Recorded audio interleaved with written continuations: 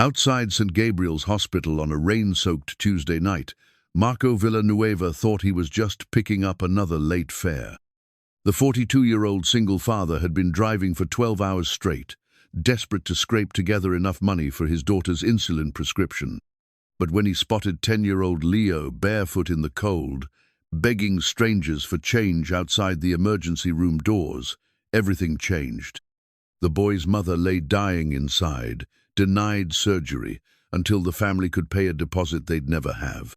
What Marco discovered next would shake him to his courier conspiracy, reaching the highest levels of the hospital administration, preying on families just like his own. This wasn't just medical neglect. This was systematic exploitation designed to strip vulnerable patients of everything they owned. But how far would one desperate father go to save a child he'd never met? Before we jump back in, tell us where you're tuning in from, and if this story touches you, make sure you're subscribed, because tomorrow I've saved something extra special for you. The windshield wipers of Marco's 11-year-old Honda Civic struggled against the October rain as he pulled into the circular drive of St. Gabriel's Hospital. The dashboard clock read 11:47 p.m., and the fuel gauge hovered dangerously close to empty, much like his bank account. In the passenger seat, a crumpled receipt from the pharmacy reminded him of tomorrow's impossible choice: groceries or Sophia's insulin. At 42, Marco had become an expert at these calculations, the cruel mathematics of poverty that turned every day into a balancing act between survival and hope. His phone buzzed with another ride request, but something made him pause. Through the rain-streaked windshield, he could see the emergency room entrance, its harsh fluorescent lights casting an unforgiving glow across the wet pavement. That's when he saw a small figure huddled against the concrete pillar, shoulders shaking not just from the cold. The boy couldn't have been more than 10 years old, his thin frame swimming in an oversized jacket that had seen better days. What stopped Marco's heart wasn't just the child's obvious distress, but the fact that he was completely barefoot, his small feet pale against the dark asphalt. In his cupped hands, he held a few crumpled dollar bills and some loose change, approaching every person who passed with the desperate urgency of someone who understood that time was running out. Marco had planned to just drop off his fare and move on to the next pickup.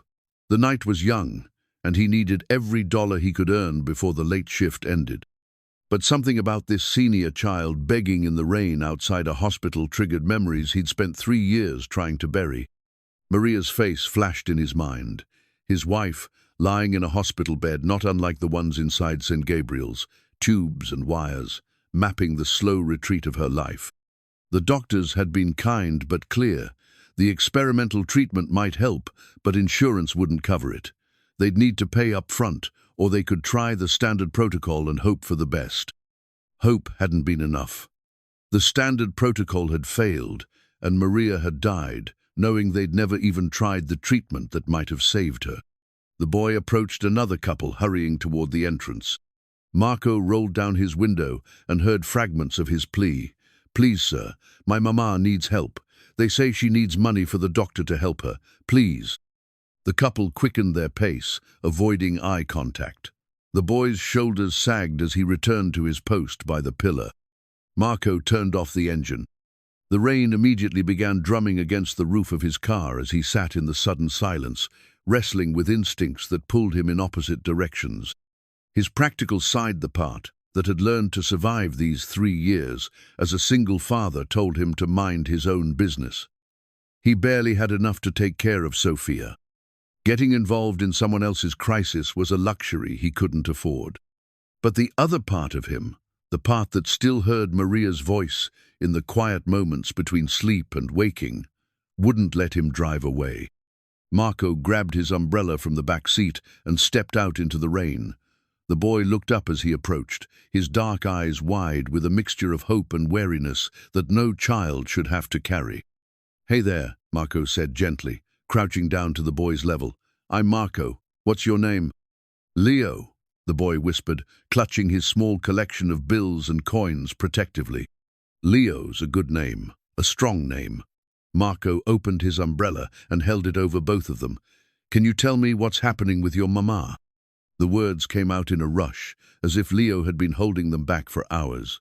She's inside, and she's real sick. The doctors say she needs an operation, but they won't do it until we pay them first.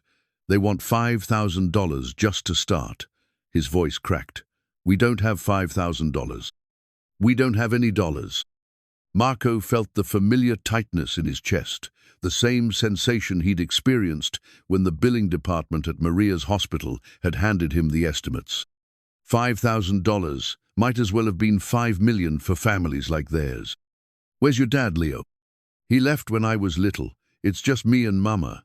She cleans offices at night, but she got sick and couldn't work. Then they said we had to pay rent or leave, and Mama got more sick from worrying. Leo's small voice carried the weight of adult responsibilities no child should understand. The lady at the desk inside said if we can't pay, they'll make her stable and then send her somewhere else, but Mama says the somewhere else won't be able to help her. Marco knew exactly what somewhere else meant. The county hospital, where emergency stabilization was required by law, but comprehensive care was limited to those who could pay. It was a system that kept people alive long enough to bankrupt them, then shuttled them along to the next institution. How long have you been out here, Leo? Since dinner time. I caught 2 buses to get here. Leo held up his small pile of money. I have $8.37. People gave me this, but it's not enough. I need more.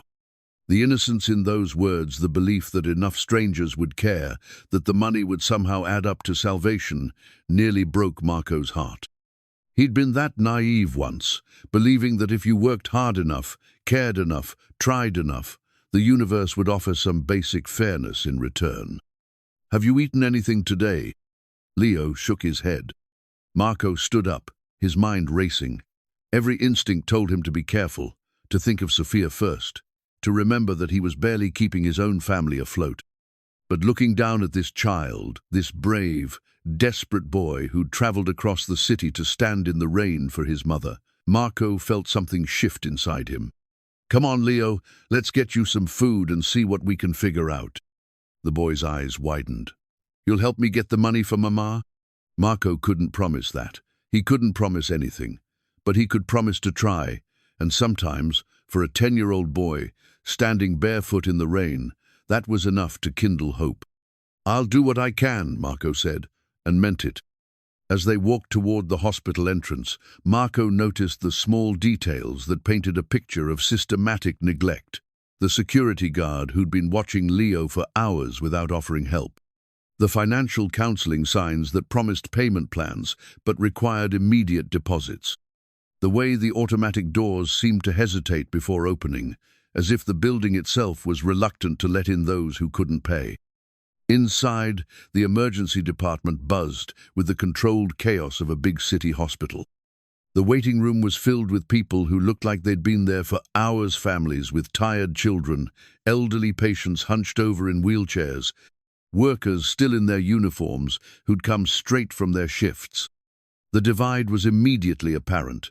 Those who walked quickly through to the treatment areas, and those who sat waiting, clutching paperwork and worried expressions. That's her, Leo whispered, pointing to a woman behind the reception desk. She was middle-aged, with perfectly styled hair and the kind of smile that never quite reached her eyes. Her nameplate read, Mrs. Henderson, Financial Coordinator. Marco approached the desk with Leo beside him. Excuse me, I'm here about Leo's mother. I understand she needs surgery. Mrs. Henderson's smile tightened almost imperceptibly. And you are? A friend. Someone who wants to help. Can you tell me about the situation? I'm sorry, but I can only discuss medical and financial information with immediate family members. Are you related to the patient? Marco felt the familiar frustration of bureaucracy designed to exhaust rather than assist. I'm trying to help this boy whose mother is dying. Surely there's some way to... Sir, I understand your concern, but we have policies for a reason. The patient's son is a minor, and without proper authorization, I can't share any details about her case. Mrs. Henderson's tone was professionally polite but final. Leo tugged at Marco's sleeve. She's the one who told me about the money. She said if I could bring $5,000, they'd help Mama right away. Mrs. Henderson's expression softened slightly when she looked at Leo, but her words remained scripted. The hospital requires a deposit before elective procedures. It's standard policy. Elective? Marco's voice rose. This boy said his mother is dying. All non-emergency procedures are considered elective for payment purposes. The patient has been stabilized, which fulfills our legal obligations under EMTALA. Henderson rattled off the acronym like she'd said it 1,000 times before. If the family can secure the necessary deposit, we can schedule the procedure immediately. Marco stared at her, recognizing the language of a system that had learned to make cruelty sound reasonable. Emergency medical treatment and labor act EMTALA required hospitals to stabilize patients in crisis, but it didn't require them to provide the care that might actually save their lives. What happens if they can't pay? We'll work with them to find alternative arrangements, transfer to an appropriate facility, payment plans, Medicaid applications. We want to help, but we have to be realistic about our resources. The euphemisms were as familiar as they were hollow. Marco had heard them all before, in a different hospital, about a different patient who'd mattered more to him than life itself. "Come on, Leo," he said quietly. "Let's go see your mama." Mrs. Henderson called after them. "Sir, visiting hours are over, and again, without proper authorization." "I'm his guardian for the evening," Marco said without turning around. It wasn't true, but it wasn't entirely false either. Sometimes the bureaucracy that created obstacles could also be navigated if you spoke its language with enough confidence. They found Leo's mother in the emergency department's overflow area, a space that wasn't quite a room but wasn't quite a hallway either. Carmen Ruiz was a small woman in her 30s, though illness had aged her face beyond her years. She was awake, but clearly in pain, her breathing shallow and labored. "Mijo," she whispered when she saw Leo. "You shouldn't be here so late." "I brought help, Mama," Leo said, taking her hand. "This is Marco. He's going to help us get the money." Carmen's eyes met Marco's over her son's head. In them, he saw the same mixture of hope and desperation he'd once carried himself. But there was something else to a mother's instinct to protect her child from promises that might not be kept. "Sir, you don't have to." "Yes, I do," Marco said simply. "I lost my wife to this same system 3 years ago. I know what you're going through." Carmen's eyes filled with tears.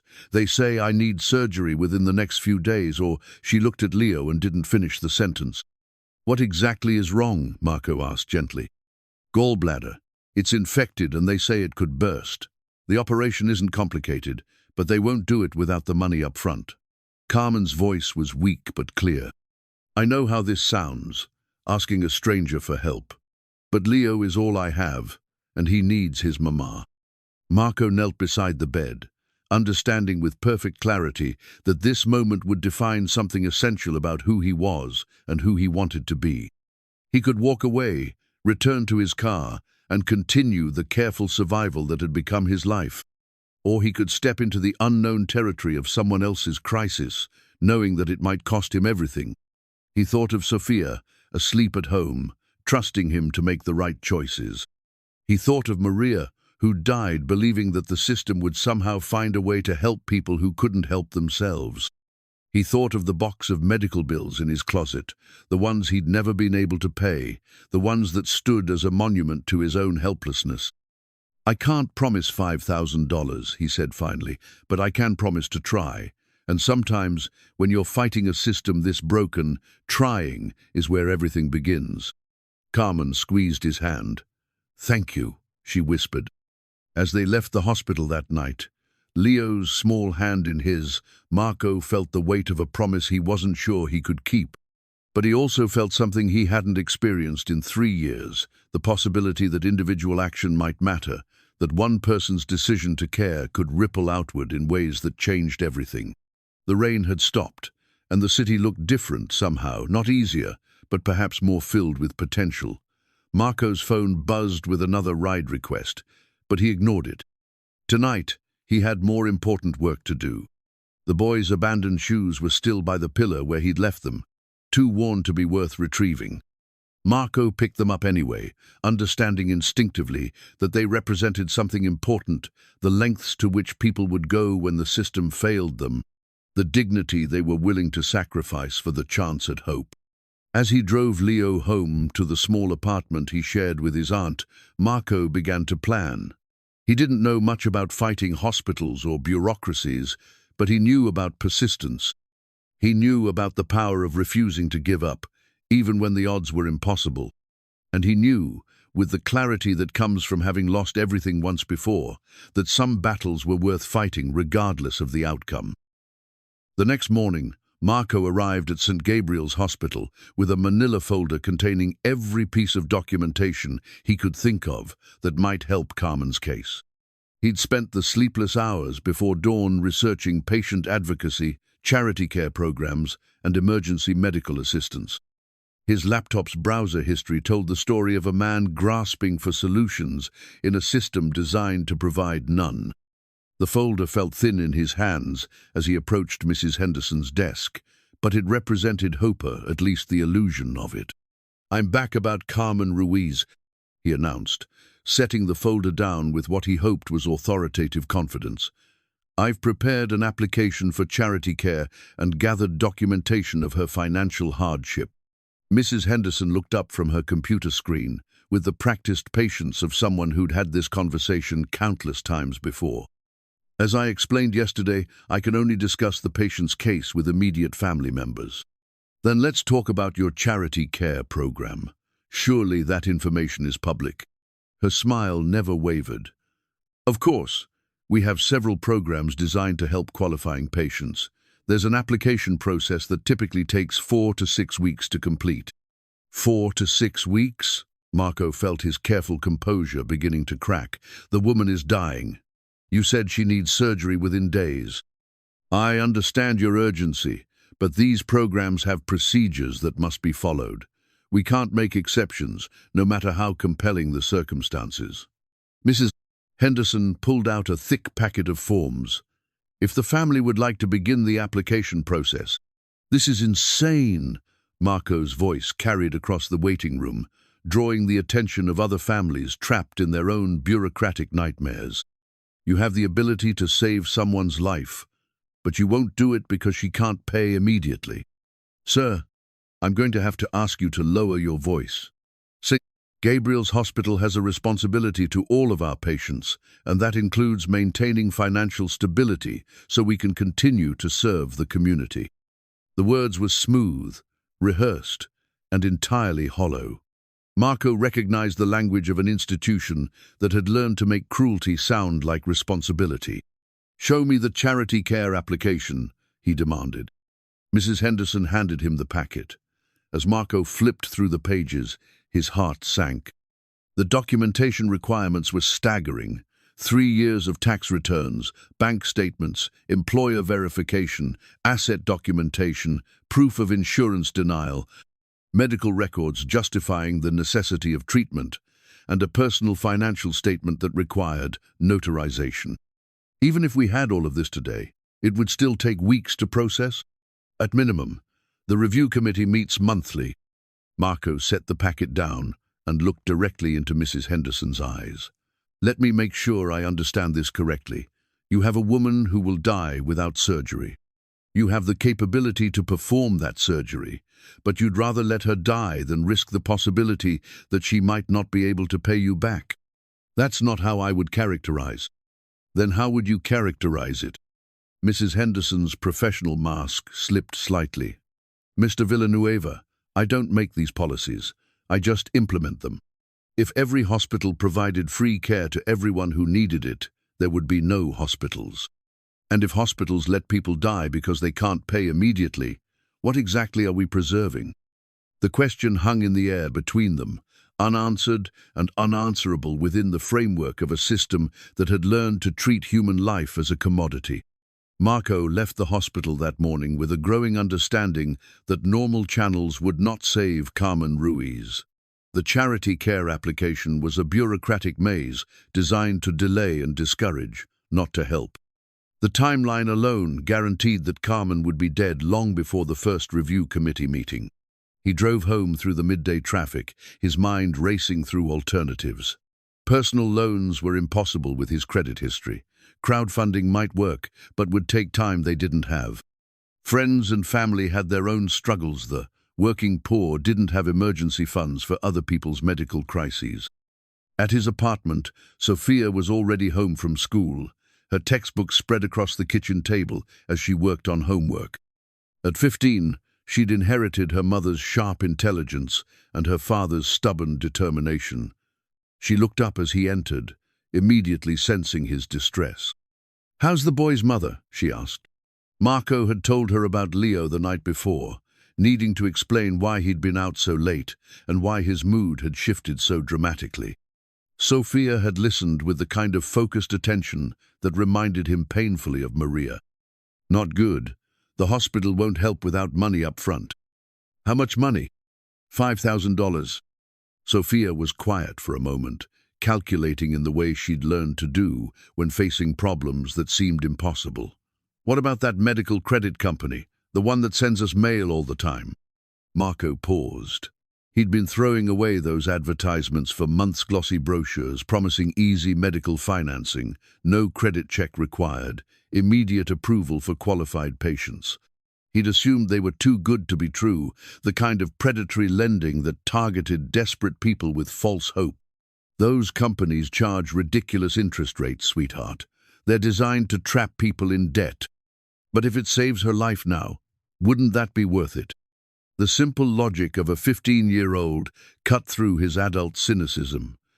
Sometimes the choice wasn't between good options and bad ones, but between bad options and no options at all. Marco found the most recent mailer in his recycling bin. "Quick Care Medical Financing," the brochure announced in cheerful blue letters. "Get the care you need today with instant approval and flexible payment plans. No patient should have to choose between health and financial security." The promises were exactly what a desperate family would want to hear. Immediate funding, easy approval process, low monthly payments. But Marco's years of financial struggle had taught him to read the fine print. The interest rates were indeed astronomical sometimes, exceeding 30% annually. The payment terms were structured to maximize the total amount paid. Default provisions gave the company broad powers to collect, including liens on property and wage garnishment. Still, if it could save Carmen's life. Marco called the number on the brochure. The representative who answered was professionally sympathetic and remarkably well-informed about St. Gabriel's Hospital. "Oh yes, we work with them regularly. Wonderful institution. Very thorough in their care." Her voice carried the practiced warmth of someone trained to build trust quickly. "We can typically have funding available within hours of approval." The application process was suspiciously simple. Basic personal information, employment verification, and a brief medical questionnaire. No credit check, as advertised. No requirement for extensive documentation. The representative seemed eager to help, asking leading questions that emphasized the urgency of Carmen's situation. "It sounds like time is really critical here," she said. "Let me see what we can do to expedite this. We understand that medical emergencies can't wait for bureaucracy." Within 2 hours, Marco received a call back. Carmen had been approved for a $10,000 medical credit, line double what they needed. The terms seemed reasonable. 18.9% annual interest. Minimum monthly payments of $200. No penalty for early repayment. It wasn't until Marco was driving back to the hospital with the approval letter that he began to feel uneasy. The process had been too smooth, too accommodating. In his experience, financial institutions didn't make money by being generous to high-risk borrowers. There had to be catches he wasn't seeing. At St. Gabriel's, Mrs. Henderson's demeanor changed dramatically when Marco presented the quick care financing approval. Suddenly, she was helpful, efficient, and full of solutions. "Oh, wonderful! Quick care is one of our preferred partners. We can have the patient's surgery scheduled for tomorrow morning." Her smile was genuine now, the kind reserved for customers who could pay. "That's it? Just like that?" "Just like that. I'll coordinate with the surgical team and have Carmen move to a proper room immediately." Quick Care has already verified the funding with our business office. Marco felt relief wash over him, followed immediately by a nagging sense that something fundamental was wrong with a system that could switch so quickly from impossible to immediately possible, based solely on the presence of money, any money, regardless of the source. That evening, as he sat with Leo in Carmen's new private room, watching her color return as pain medication and proper care took effect, Marco tried to silence his doubts. She was going to live. Leo would still have his mother. Sometimes that was enough, regardless of the cost. "Thank you," Carmen whispered, her voice stronger than it had been the day before. "I don't know how I'll ever repay you." "You don't need to repay me," Marco said. "Just focus on getting better." But even as he spoke the words, Marco was studying the Quick Care contract more carefully. The 18.9% interest rate was only promotional. It jumped to 29.9% after the first year. The minimum payments only covered interest, meaning the principal would never decrease without additional payments. There were fees for late payments, fees for customer service calls, fees for paper statements. Most troubling was a clause buried deep in the small print. In the event of default, Quick Care Financial could pursue collection through all legal means, including but not limited to asset seizure, wage garnishment, and property liens. The contract gave them broad powers to investigate the borrower's financial situation and claim assets to satisfy the debt. Marco was beginning to understand that he hadn't solved Carmen's problem. He'd simply traded an immediate crisis for a long-term trap. The surgery would save her life, but the debt might destroy her future. Late that night, alone in his apartment while Sophia slept, Marco spread the contract pages across his kitchen table alongside the medical bills from Maria's treatment. The parallels were unmistakable. The same kind of predatory terms, the same impossible mathematics of compound interest, the same careful language that made exploitation sound like assistance. His phone rang. The caller ID showed Quick Care customer service. "Mr. Villanueva, this is Jennifer from Quick Care. I'm calling to make sure everything went smoothly with your medical financing today." "Everything's fine," Marco said cautiously. "Wonderful. I'm also calling because our system shows you might qualify for additional financing. Many of our clients find that medical emergencies often come with unexpected additional costs, extended recovery time, follow-up treatments, prescription medications. We'd hate for you to be caught off guard." The solicitation made Marco's stomach turn. Carmen hadn't even had her surgery yet, and they were already trying to increase her debt load. "We don't need additional financing." "Of course not right now. But if circumstances change, we're here to help. We also want to make sure you understand all the benefits of your contract. For instance, did you know that Quick Care reports to all major credit bureaus? Successful repayment of your medical financing can actually improve your credit score over time." The implication was clear. Default would destroy Carmen's credit, making it even harder for her to rebuild her life after recovery. After the call ended, Marco sat in his kitchen, staring at the contracts and beginning to understand that he'd stumbled into something much larger than one family's medical crisis. Quick Care's efficiency, Mrs. Henderson's sudden helpfulness, the hospital's preferred partnership, it all suggested a system designed not to help patients, but to profit from their desperation.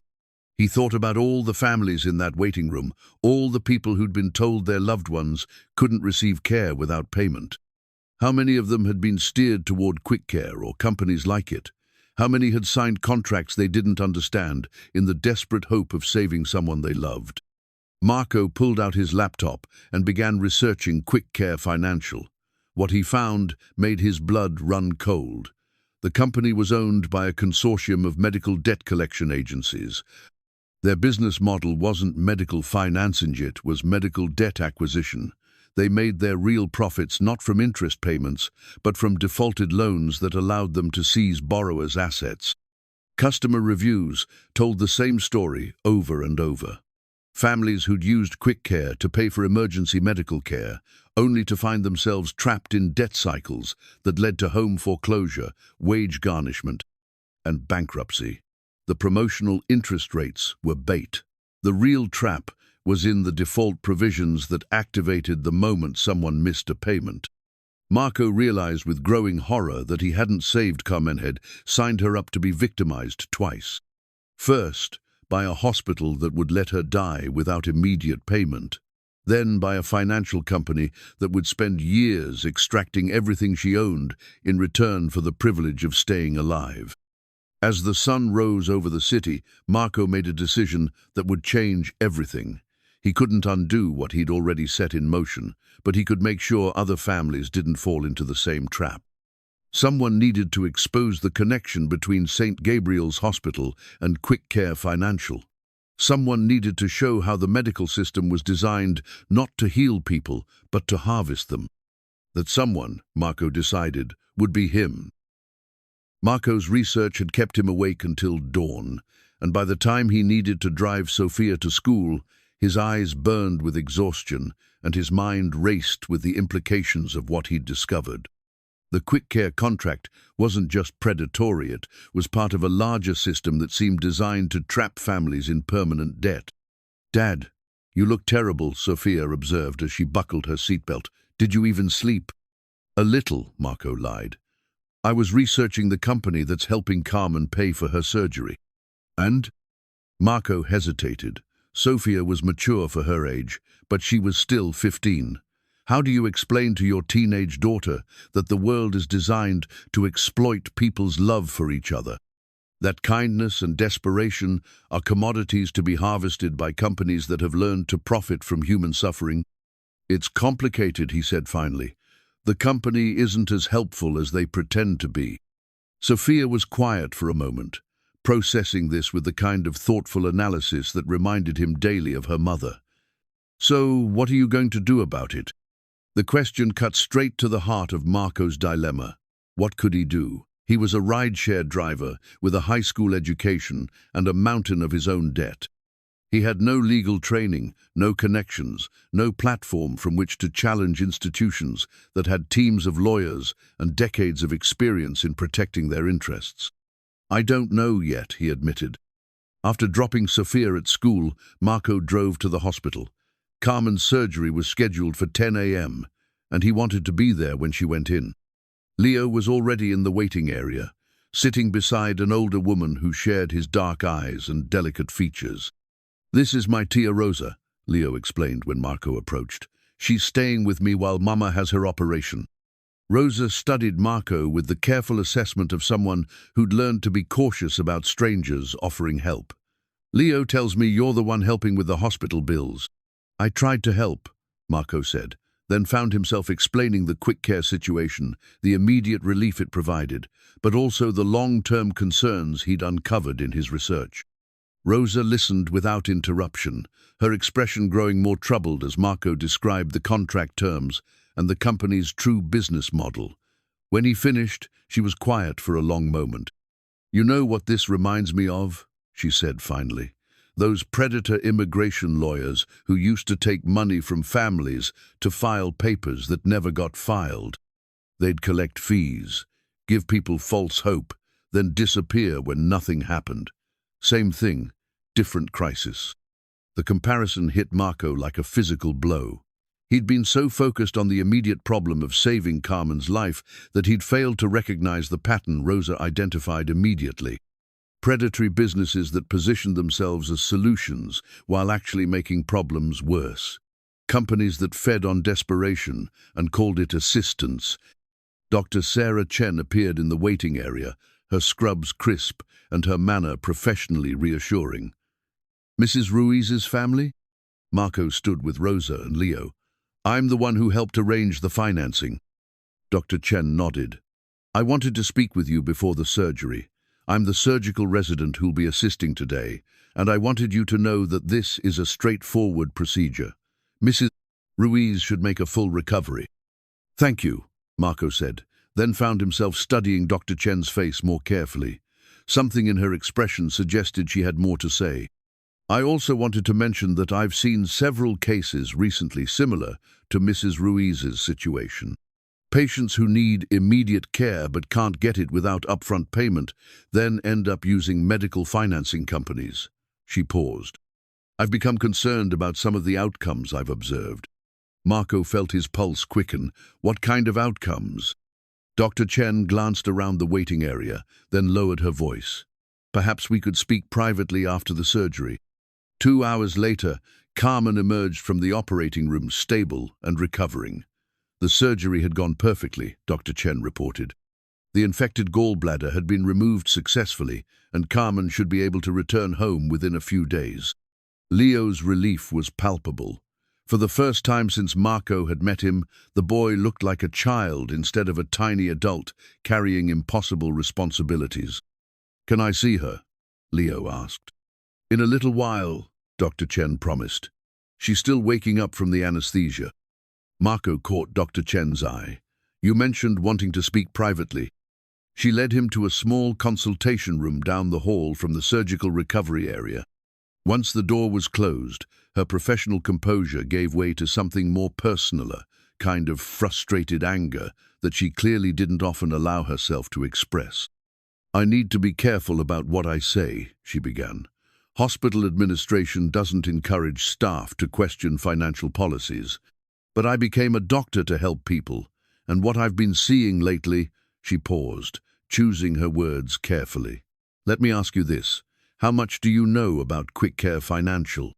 "I spent last night researching them. It's not good." "No, it's not." Dr. Chen pulled out a small digital recorder and set it on the table between them. "I've been documenting cases where patients have been steered toward medical financing companies, then ended up in worse situations than when they started. Would you mind if I recorded our conversation? For documentation purposes." Marco nodded, understanding instinctively that Dr. Chen was taking significant professional risks by having this conversation at all.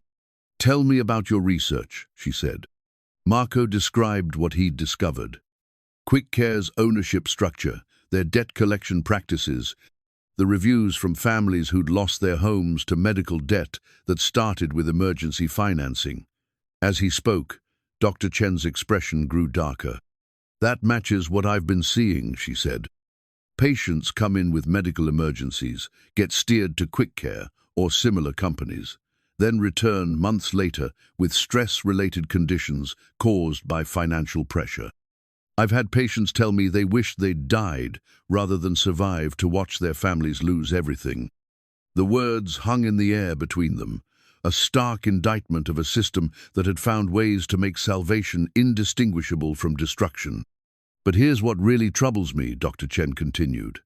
"The efficiency with which Mrs. Henderson processes Quick Care applications compared to charity care applications.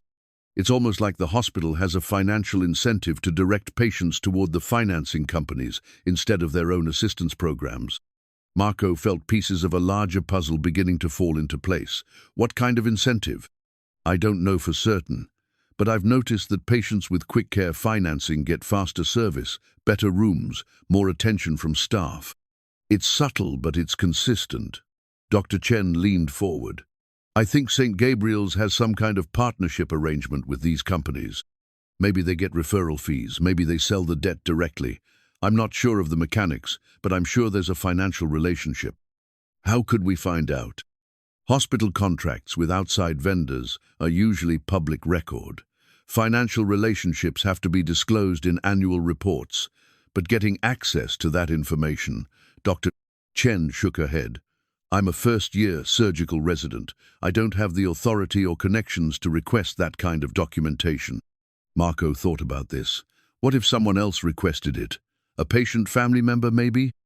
Possibly, but even then, understanding the documents would require someone with financial or legal expertise. Dr. Chen paused. "There's someone you should meet, Patricia Williams. She's a nurse here, been working at St. Gabriel's for almost 30 years. She's seen all the changes, knows where the bodies are buried, so to speak. And she's close to retirement, which means she has less to lose by speaking honestly. Would she talk to me?" "I think so, especially if I introduced you." Patricia has been increasingly vocal about what she calls the monetization of mercy. She might be willing to help you understand how this system really works. Dr. Chen turned off the recorder and looked directly at Marco. I need you to understand that I'm taking risks by having this conversation. If administration found out I was discussing internal hospital operations with a patient's family member, I understand, and I appreciate what you're doing. I'm doing it because people like Mrs. Ruiz deserve better, and because I'm tired of watching families destroyed by a system that's supposed to heal them. Dr. Chen stood up. Give me your phone number. I'll set up a meeting with Patricia. As Marco drove home that afternoon, his mind processed everything Dr. Chen had told him.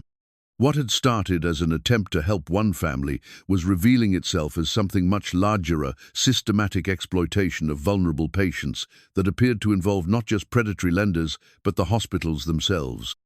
Sophia was already home when he arrived, working on homework at the kitchen table. She looked up as he entered, immediately reading the tension in his expression.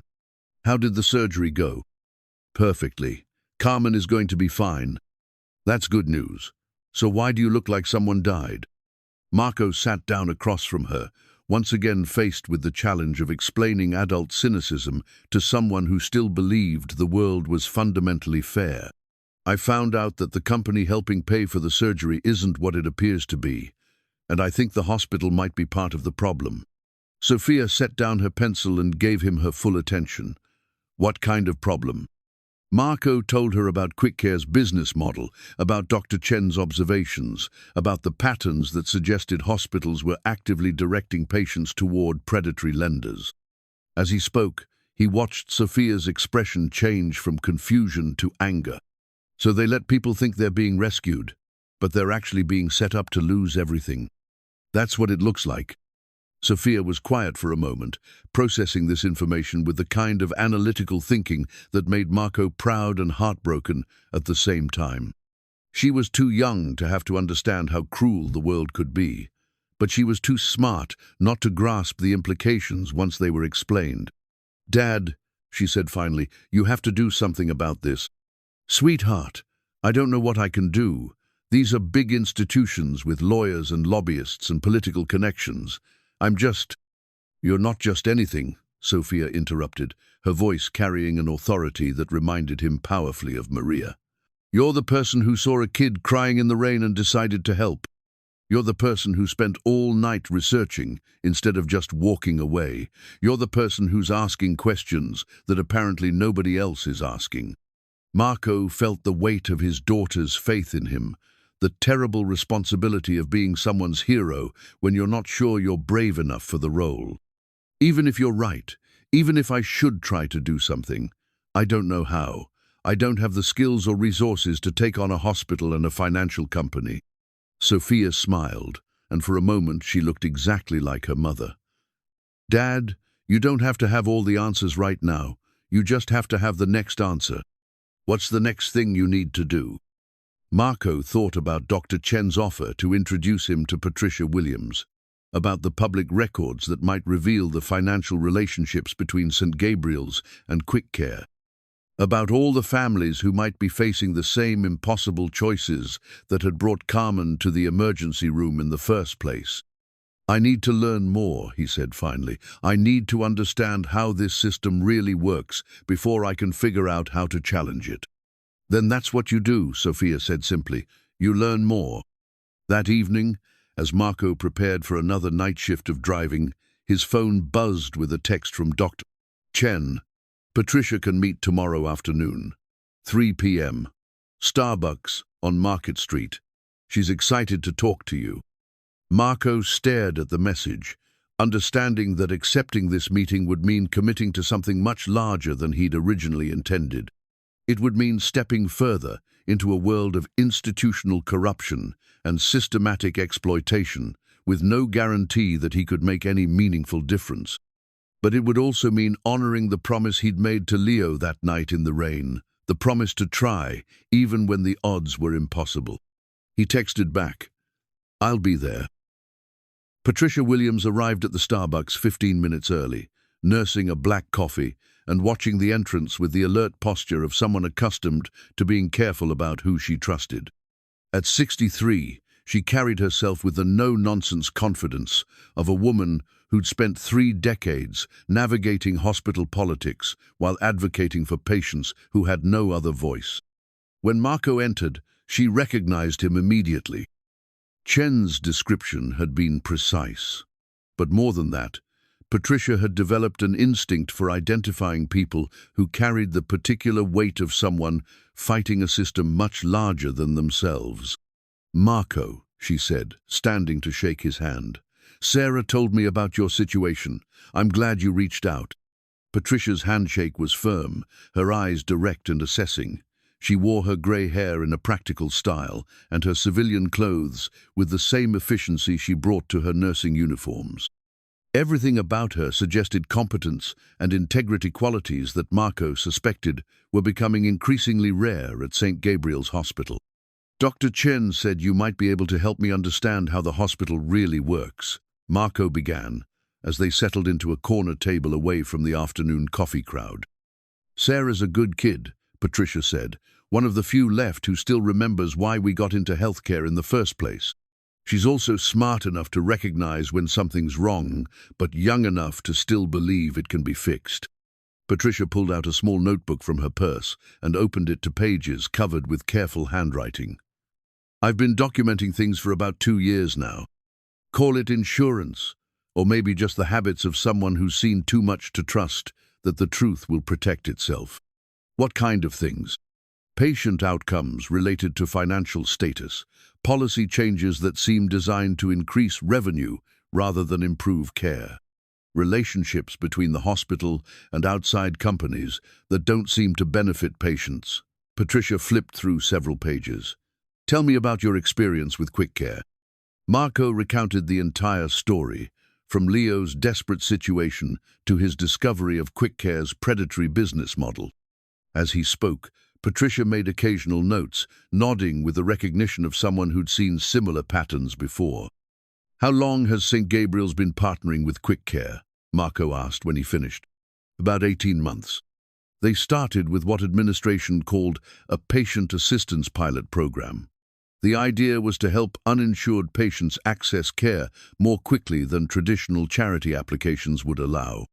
Patricia's tone suggested deep skepticism about the program's actual intentions. "But it's not really assistance, is it?" "That depends on how you define assistance. If you mean immediate access to care, then yes, it helps.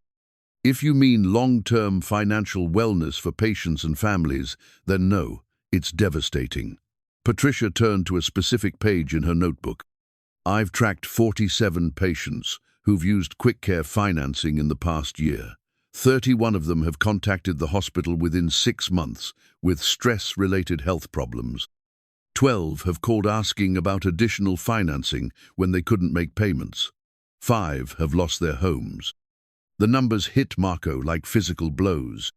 Behind each statistic was a family like Carmen's, people who'd thought they were being rescued, but were actually being fed into a machine designed to extract maximum profit from their desperation. "Does the hospital administration know about these outcomes?" Patricia's laugh was bitter. "Oh, they know. But they also know that Quick Care pays referral fees for successful applications. And they know that patients with guaranteed financing create less administrative burden than charity care cases. Referral fees? $500 per approved application, plus Quick Care covers the hospital's collection costs for defaulted accounts by purchasing the debt directly." Patricia showed Marco a page of calculations. "In 18 months, Gabriel's has received over $200,000 in direct payments from Quick Care, plus transferred responsibility for approximately $1.2 million in uncollectible debt." Marco stared at the numbers, understanding with growing revulsion that Carmen's desperation had been converted into profit for both the hospital and the financial company. Her son's tears, her fear of dying, the choice between bankruptcy and death, all of it was just revenue streams in a carefully designed business model. "How do you know all this?" Patricia smiled grimly.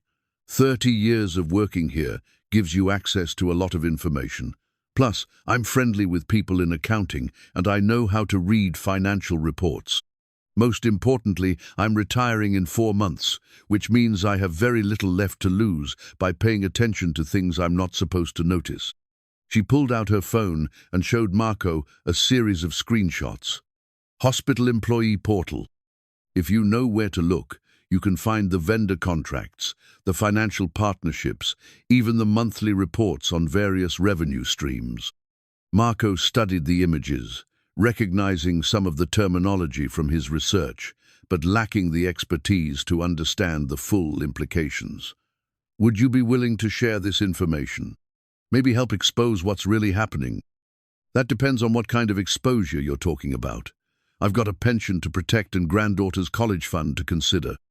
I can't afford to be reckless, even if I want to be helpful.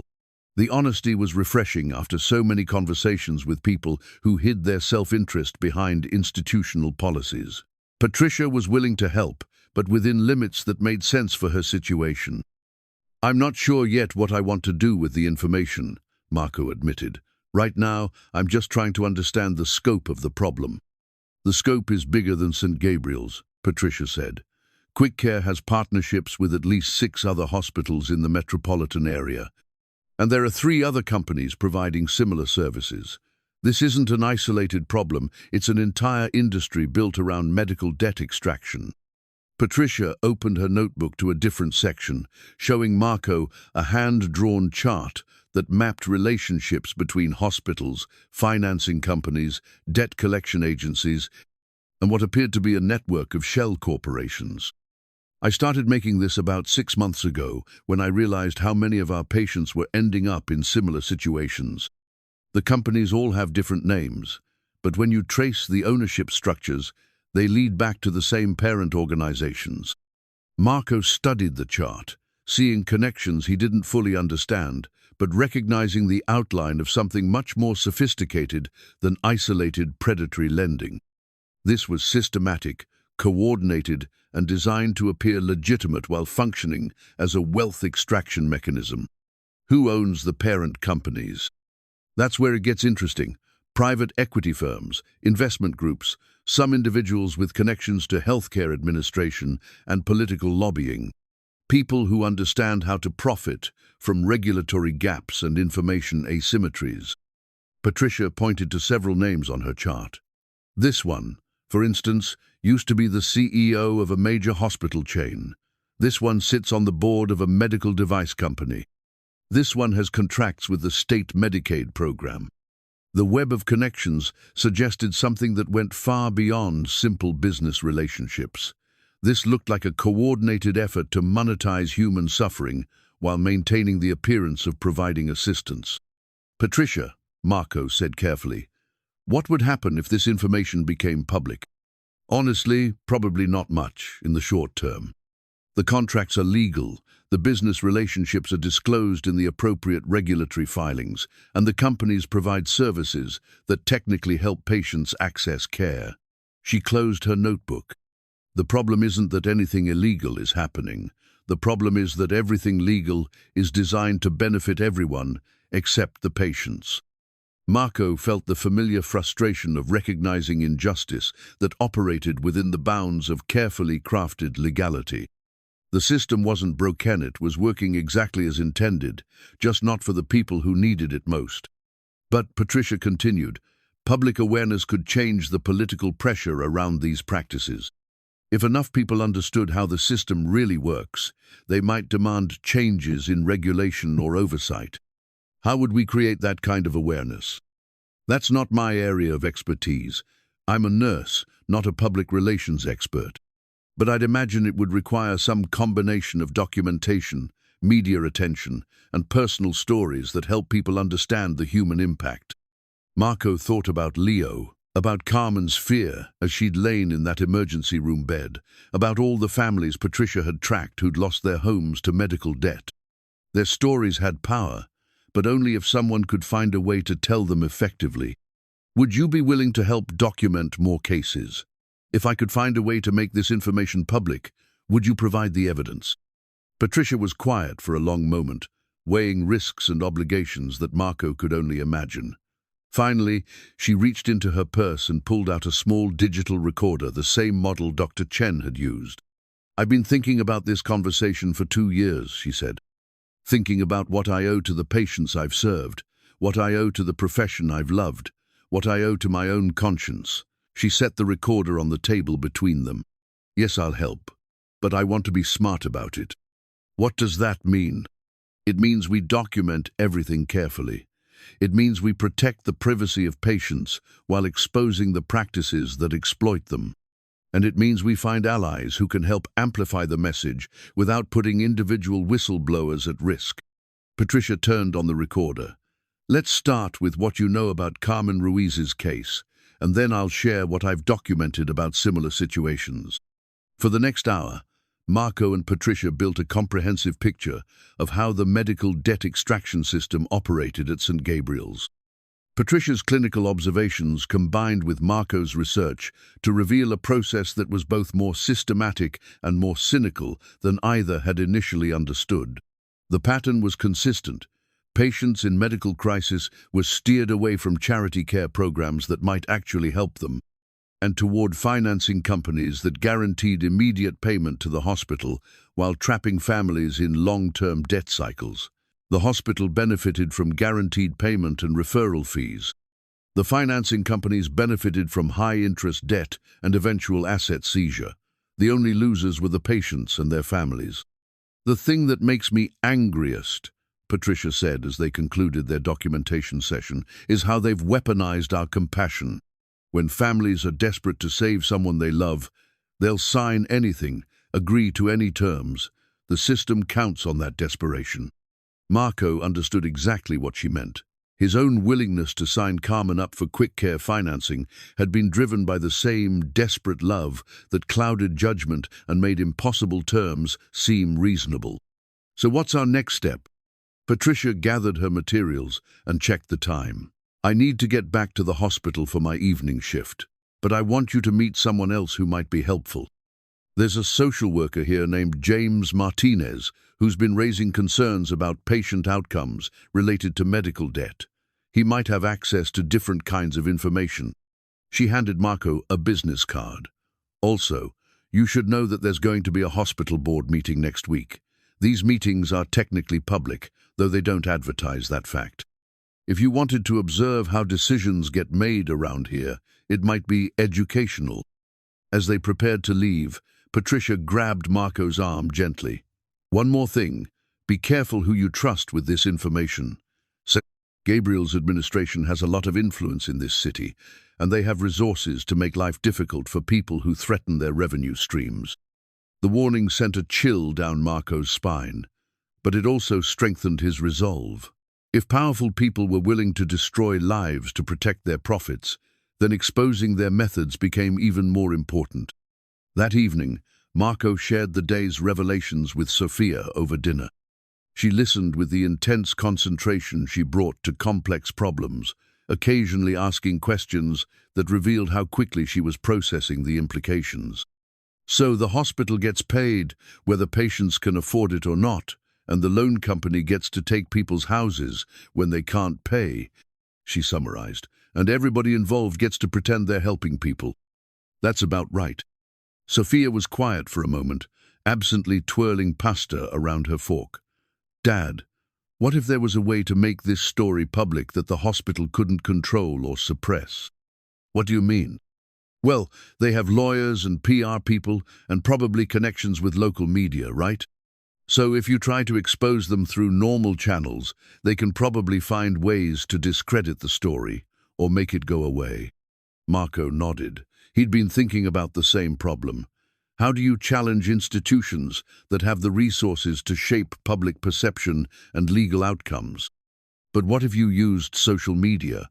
What if you found a way to tell these stories directly to people, without going through channels that could be controlled or manipulated? The suggestion intrigued Marco, though he wasn't sure how it would work practically. "I don't really know how to use social media for something like this." Sophia smiled. "But I do. And I bet Leo's family isn't the only one going through this. What if we could find other families and help them tell their stories?" What if we could create a place where people could share what's really happening to them? Marco felt a spark of excitement at his daughter's suggestion. Patricia had mentioned that St. Gabriel's wasn't the only hospital with these kinds of partnerships.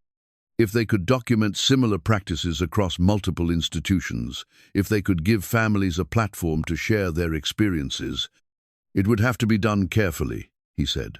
We'd need to protect people's privacy, make sure we weren't making claims we couldn't prove. Of course. But Dad, you know what's really powerful about social media? It's harder to suppress than traditional media. If a story goes viral, there's no single point of control that can make it disappear. Sophia's enthusiasm was infectious, but Marco also felt the weight of responsibility that came with her suggestion. If they created a platform for families to share their stories, they'd be asking vulnerable people to take risks. They'd be potentially putting targets on the backs of patients who were already struggling. "Let me think about it," he said finally, "and let me talk to Patricia and Dr. Chen about how we could do something like this safely." After dinner, as Sophia worked on homework and Marco prepared for another night of driving, his phone rang. The caller ID showed a number he didn't recognize. "Mr. Villanueva? This is James Martinez. Patricia Williams suggested I should call you." Marco felt his pulse quicken. Patricia had moved quickly to connect him with the social worker she'd mentioned. "Patricia said you might have information about how medical financing affects patient outcomes." "I do, and I understand you're investigating the relationship between St. Gabriel's and companies like Quick Care." James's voice was careful, measured. "I think we should meet. Are you free tomorrow evening?" They arranged to meet at a diner across town from the hospital. As Marco ended the call, he realized that what had started as an attempt to help one family was rapidly evolving into something much larger. He was building a network of allies, gathering evidence, and beginning to understand the scope of systematic exploitation that affected far more people than he'd originally imagined. But he was also putting himself in a position where powerful institutions might view him as a threat. Patricia's warning echoed in his mind as he drove through the city that night, picking up passengers and thinking about the choice he was facing. He could step back now, content that Carmen was alive and recovering. He could return to the careful survival that had defined his life since Maria's death, protecting himself and Sophia from risks they couldn't afford to take. Or he could move forward, accepting the dangers that came with challenging a system designed to exploit people's love for each other. As Marco drove through the quiet streets in the early hours of morning, he thought about Leo standing barefoot in the rain, about Patricia's careful documentation of families losing their homes, about Dr. Chen's frustrated anger at a system that turned healing into harvesting. By the time he parked his car and walked up to his apartment, Marco had made his decision. He was going to fight. He didn't know if he could win, but he knew he couldn't live with himself if he didn't try. The diner James Martinez had chosen was the kind of place that seemed frozen in 1,987 vinyl booths, fluorescent lighting, and coffee that had been brewing since the previous administration. It was also the kind of place where conversations could happen without being overheard, where a hospital social worker could meet with a concerned citizen without drawing the attention of colleagues or supervisors. James was younger than Marco had expected, probably in his early 30s, with the earnest intensity of someone who'd entered social work to change the world and was slowly discovering how resistant the world was to change. He carried a worn leather messenger bag and the slightly rumpled appearance of someone who spent his days fighting bureaucracy on behalf of people who had no other advocates. "Patricia says you're investigating Quick Care Financial," James said after they'd ordered coffee and settled into a corner booth. "I've been documenting their impact on patient families for about 8 months now." "What kind of impact?" James opened his messenger bag and pulled out a thick folder. "I'm required to do follow-up calls with families who've used hospital financial assistance programs, including medical financing. What I've found is that Quick Care patients have significantly worse outcomes 6 months post-treatment than patients who used traditional charity care or payment plans." He showed Marco a spreadsheet with rows of data that told the same story Patricia's notes had suggested. Families who thought they were being rescued were actually being set up for long-term exploitation. Worse outcomes, how? Higher rates of treatment, non-compliance, due to inability to afford follow-up care. Increased emergency room visits for stress-related conditions. Family dissolution, divorce, kids moving in with relatives, elderly parents being placed in understaffed facilities because families can't afford proper care. James pointed to specific entries on his spreadsheet. This family lost their house 8 months after the father's heart surgery. The medical bills were paid, but the quick care payments consumed so much of their income that they couldn't maintain their mortgage. This family, the mother had breast cancer. Quick care paid for treatment, but now they can't afford the follow-up medications. She's likely to have a recurrence that could have been prevented. Marco studied the data, seeing patterns that made his stomach turn. How is this legal? Everything quick care does is technically legal. The contracts are written by lawyers, the disclosure requirements are met, the interest rates are within state guidelines. James closed the folder. The problem is that the legal framework assumes people are making rational economic decisions with full information and genuine alternatives. When your spouse is dying and someone offers you a way to save them, you're not making a rational economic decision. Has anyone complained to regulators, to state authorities? I've tried, but quick care operates across state lines, so jurisdiction is complicated. And the complaints get dismissed because patients signed contracts voluntarily. James's frustration was evident. The system is designed to make exploitation look like assistance. Marco told James about his research, about Patricia's documentation, about Dr. Chen's observations. As he spoke, James took notes with the careful attention of someone accustomed to building cases that might need to withstand scrutiny. "You know what we need," James said when Marco finished, "is access to Quick Care's internal documents, their training materials, their targeting criteria, their collection practices. Without that, we can document the outcomes, but we can't prove intent." How would we get something like that? James smiled grimly. That's the million-dollar question. Companies like Quick Care guard their proprietary information carefully. But there might be other ways to understand their methods. He pulled out his phone and showed Marco a series of screenshots. "I've been attending financial services conferences where companies like Quick Care recruit hospital partnerships. You'd be amazed what people will say when they think they're talking to potential customers."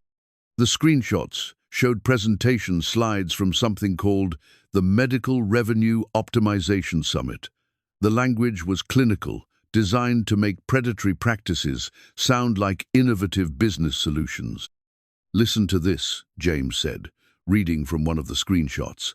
"Traditional charity care programs represent lost revenue opportunities and administrative burden.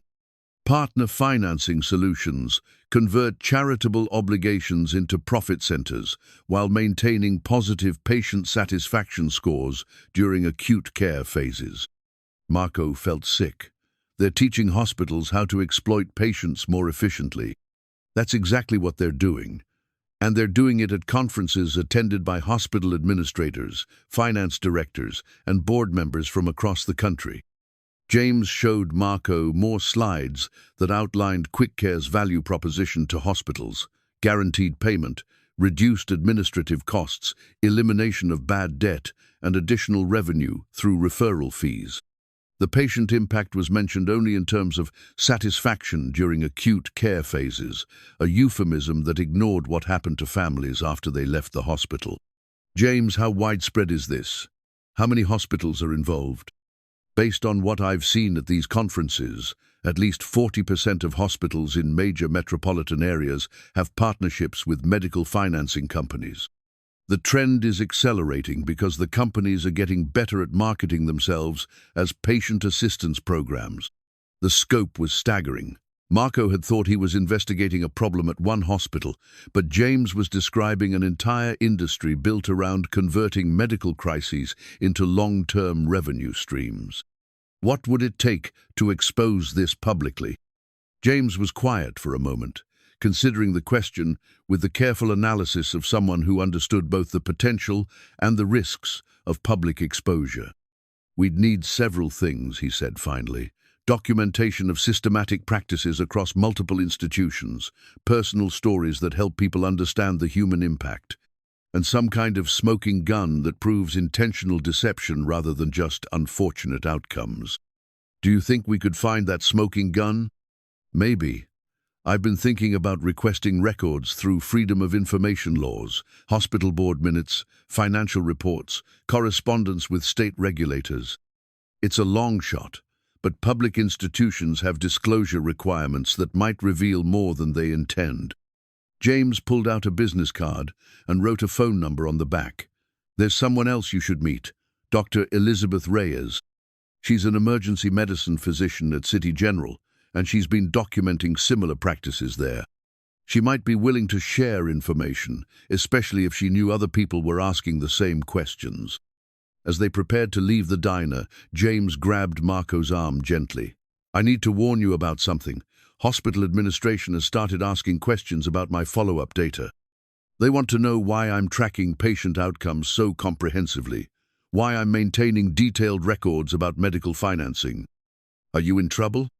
"Not yet, but they're paying attention, and if they connect my research to your investigation," James shrugged, "I've got student loans and a mortgage. I can't afford to lose my job." The warning was sobering, but it also confirmed something Marco had begun to suspect. Their investigation was making people nervous. Institutions that profited from systematic exploitation didn't welcome scrutiny, even when it came from concerned citizens with no official authority. Marco drove home through the late evening traffic, his mind processing everything James had shared. The medical financing industry was larger and more coordinated than he'd understood. The practices weren't isolated incidents, but part of a deliberate strategy to convert healthcare crises into profit opportunities. But he also felt encouraged by the growing network of allies: Patricia, Dr. Chen, James, and potentially Dr. Reyes, healthcare professionals who'd recognized the same patterns and were willing to take risks to expose them. At home, Sophia was still awake, working on a school project that involved creating a website for a fictional non-profit organization. She looked up when Marco entered, immediately recognizing the expression that meant he'd learned something important. "How was your meeting?" Marco told her about James's research, about the conferences where hospitals learned to optimize revenue from patient desperation, about the scope of an industry that seemed designed to harvest wealth from medical crises. "Dad," Sophia said when he finished, "remember what I said about social media, about creating a platform where families could share their stories?" "I remember." "Well, I've been thinking about it more, and I've been researching how other people have used social media to expose institutional problems." She turned her laptop screen toward him. "Look at this." Sophia had compiled a list of successful social media campaigns that had forced policy changes or institutional accountability. Environmental activists who'd exposed corporate pollution. Labor organizers who'd documented workplace safety violations. Consumer advocates who'd revealed predatory business practices. "The thing they all have in common," Sophia explained, "is that they found ways to make abstract problems personal. They didn't just share statistics, they shared stories that helped people understand how the problems affected real families." Marco studied Sophia's research, seeing the outline of a strategy that might work for their situation. What would that look like for medical financing? "We could create a website where families share their experiences with companies like QuickCare. Not just complaints, but complete stories that show how the process works from beginning to end." Sophia's enthusiasm was building as she described her vision. "People could submit their stories anonymously, and we could verify the basic facts before posting them. Over time, we'd build a database that shows patterns across multiple hospitals and financing companies." The idea had potential, but Marco also saw significant challenges. How would we verify stories without compromising people's privacy? How would we protect ourselves from legal challenges?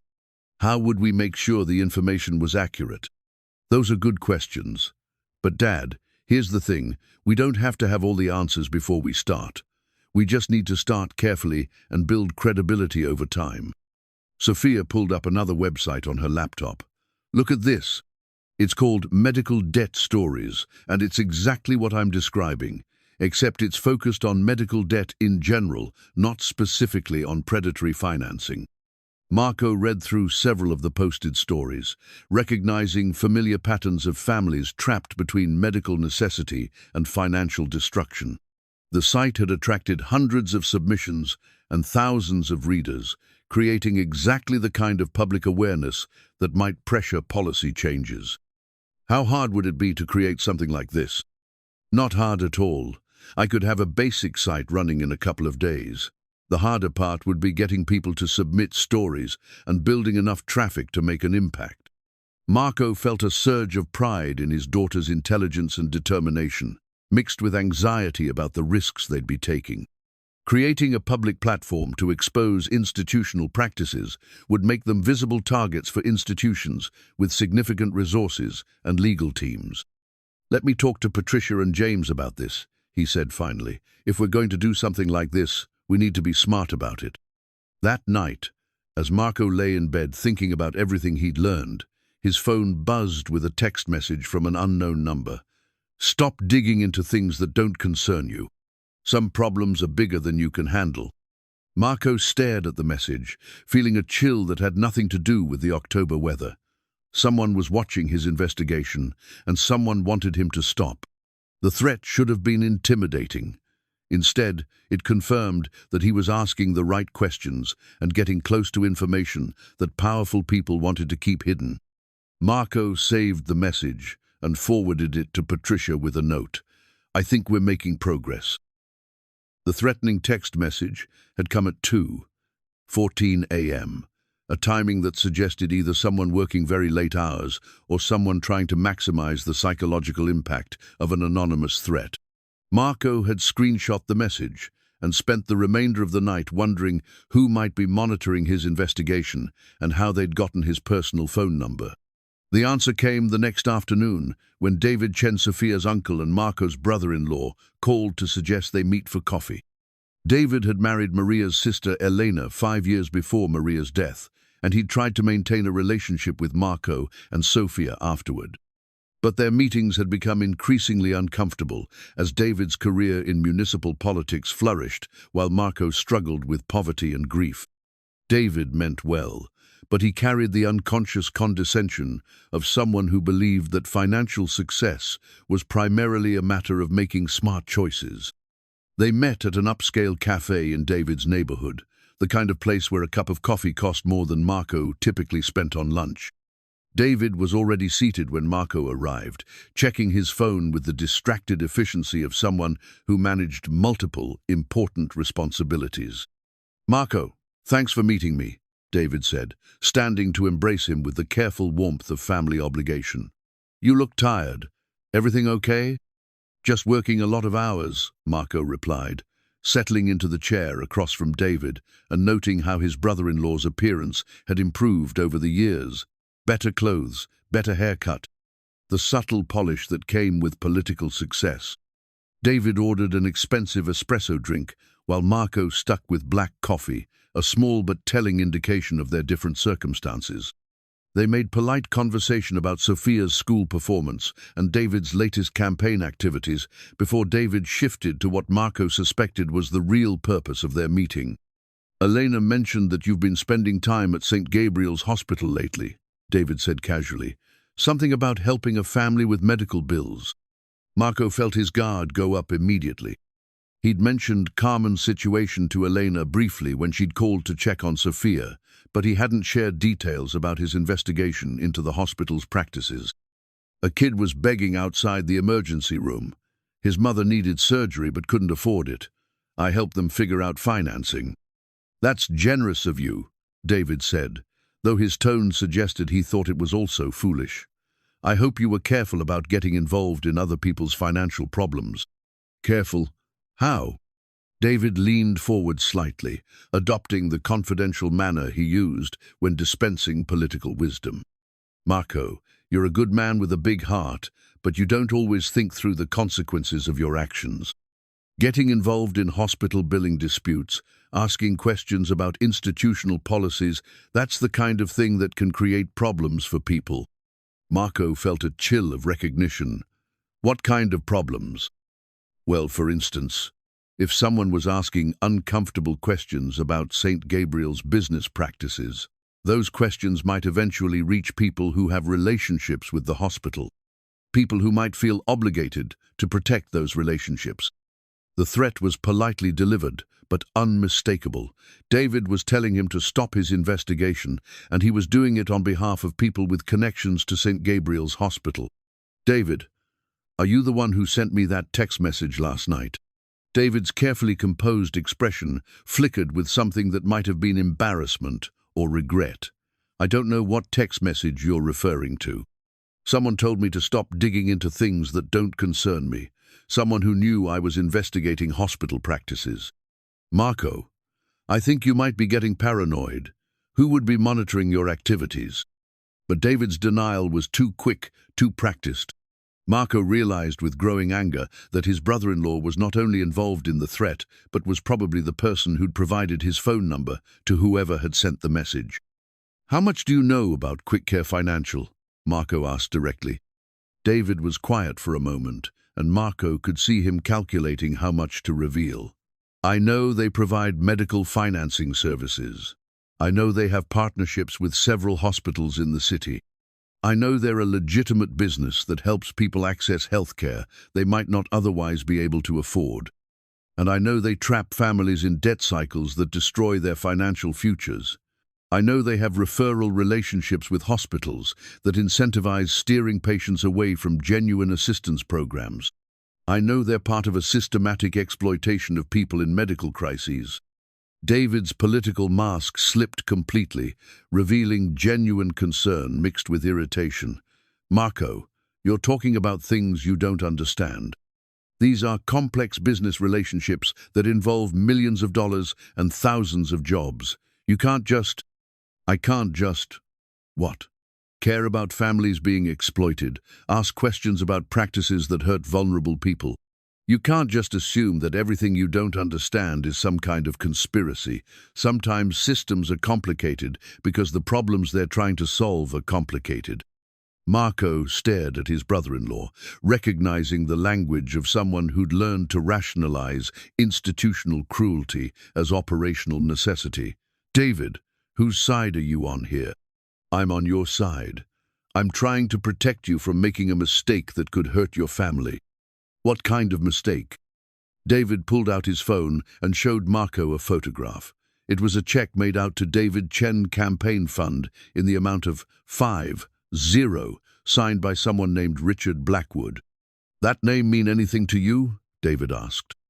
Marco felt his heart rate spike. Richard Blackwood was the name Patricia had mentioned as St. Gabriel's finance chief, the person she suspected of orchestrating the hospital's predatory financing partnerships. He's a supporter of my city council campaign, David continued. He's also a member of the St. Gabriel's Hospital Board of Directors and a partner in several healthcare-related businesses. He called me yesterday to express concern about someone asking uncomfortable questions about hospital operations. The pieces fell into place with sickening clarity. David's campaign was being funded by the same people who profited from the system Marco was investigating. The threatening text message hadn't come from some anonymous enemy, it had come from his own family. David, do you have any idea what these people are doing to families like Carmen's? I know they're providing services that help people access medical care. I know they're contributing to the local economy and supporting good causes like my campaign. David's voice carried the practiced conviction of someone who'd learned to believe his own rationalizations. What I don't know is why you're so determined to see malice in what might just be ordinary business practices. Marco felt a rage building inside him that was unlike anything he'd experienced since Maria's death. His brother-in-law, the person who should have been protecting his family, was instead protecting the people who exploited families like his own.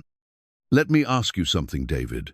When Maria was dying and we couldn't afford the experimental treatment, when I was drowning in medical bills and working 3 jobs just to keep the lights on, Where were Richard Blackwood and his campaign contributions then?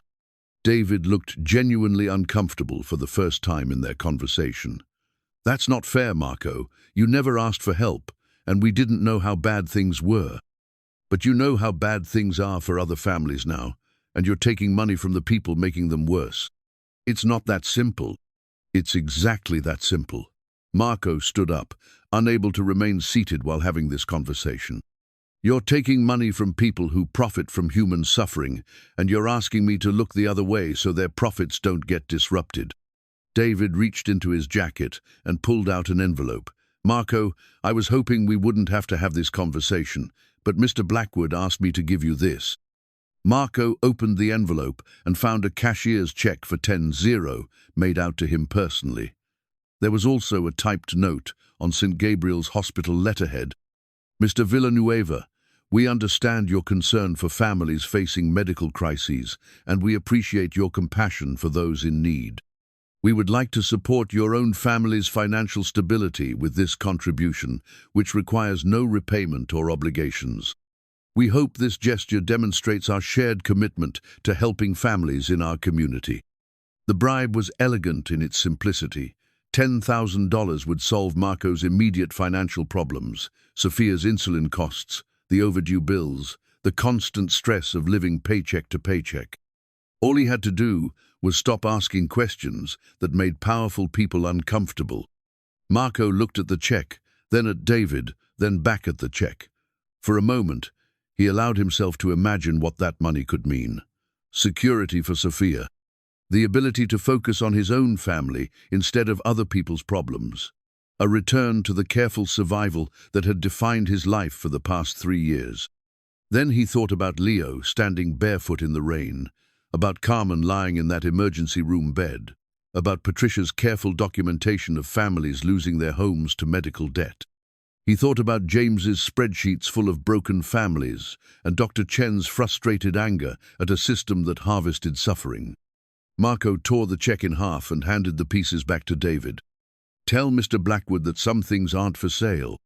David stared at the torn check with the horror of someone who couldn't comprehend rejecting that much money. Marco, think about what you're doing. Think about Sophia's future. Think about your own financial security. I am thinking about Sophia's future. I'm thinking about the kind of world I want her to inherit. I'm thinking about the kind of man I want her to remember her father being. Marco stood up to leave, then turned back to face David directly. And I'm thinking about the fact that my brother-in-law is more concerned about protecting political donors than protecting families from exploitation. As Marco walked out of the cafe, he heard David calling his name, but he didn't turn around. The conversation had clarified everything he needed to know about the stakes of his investigation and the kind of opposition he was facing. The people profiting from medical debt extraction had political connections, campaign contributions, and enough influence to pressure family members.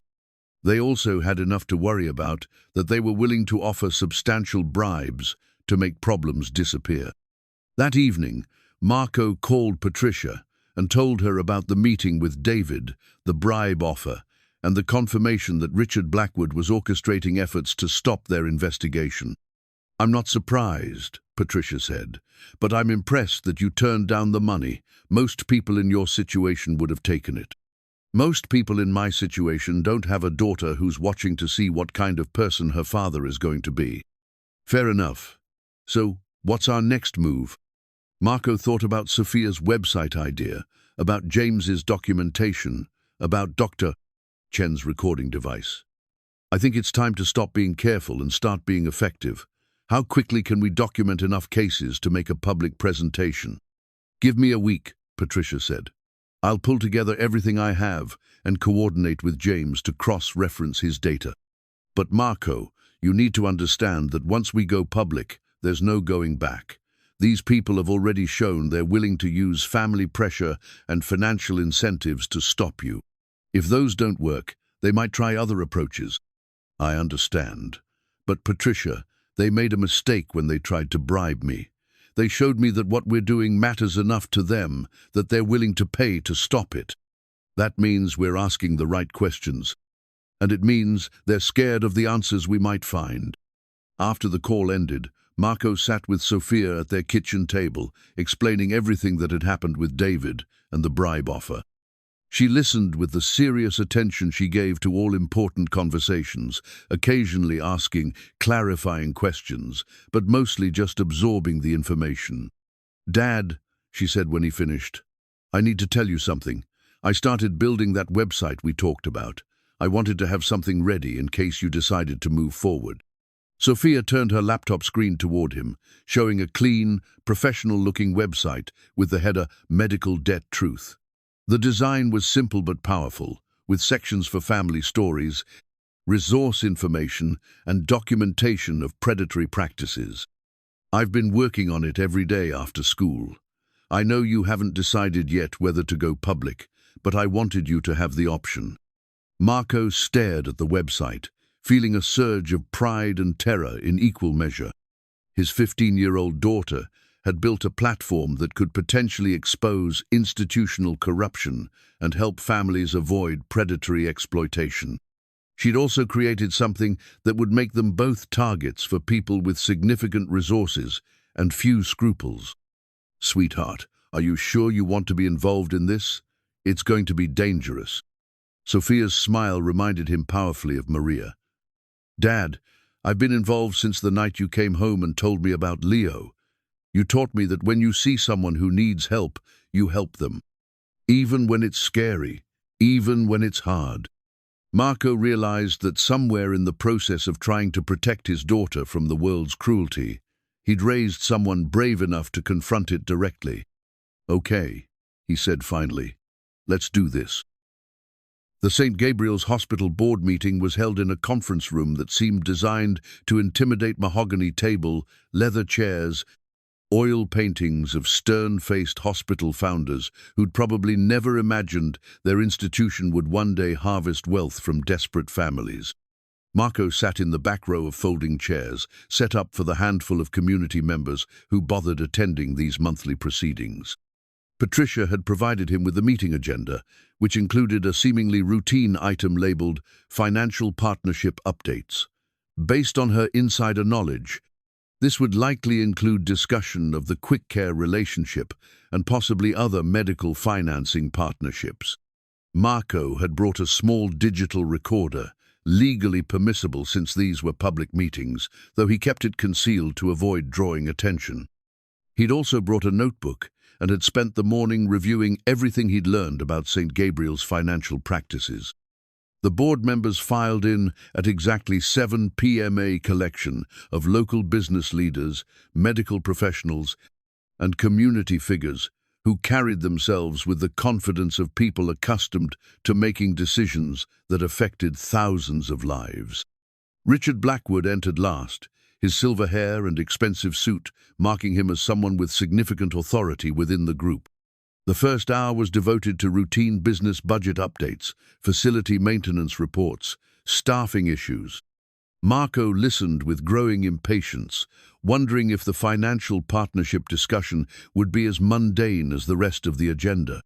Then Blackwood stood to deliver what he called the Revenue Optimization Report. "Ladies and gentlemen, I'm pleased to report that our patient financing partnerships have exceeded projections for the third consecutive quarter," Blackwood began, clicking through a PowerPoint presentation that turned human suffering into bullet points and charts. Quick Care Financial has processed 147 patient applications this quarter, with a 94% approval rate and average financing amounts of $8,200. Our referral revenue from this partnership has reached $73,500 for the quarter, with additional benefits in reduced administrative costs and eliminated bad debt. Marco felt sick listening to Carmen's desperation, reduced to statistics in a financial presentation. But he also felt vindicated. This was exactly the kind of systematic exploitation he'd suspected, delivered with corporate efficiency and moral blindness.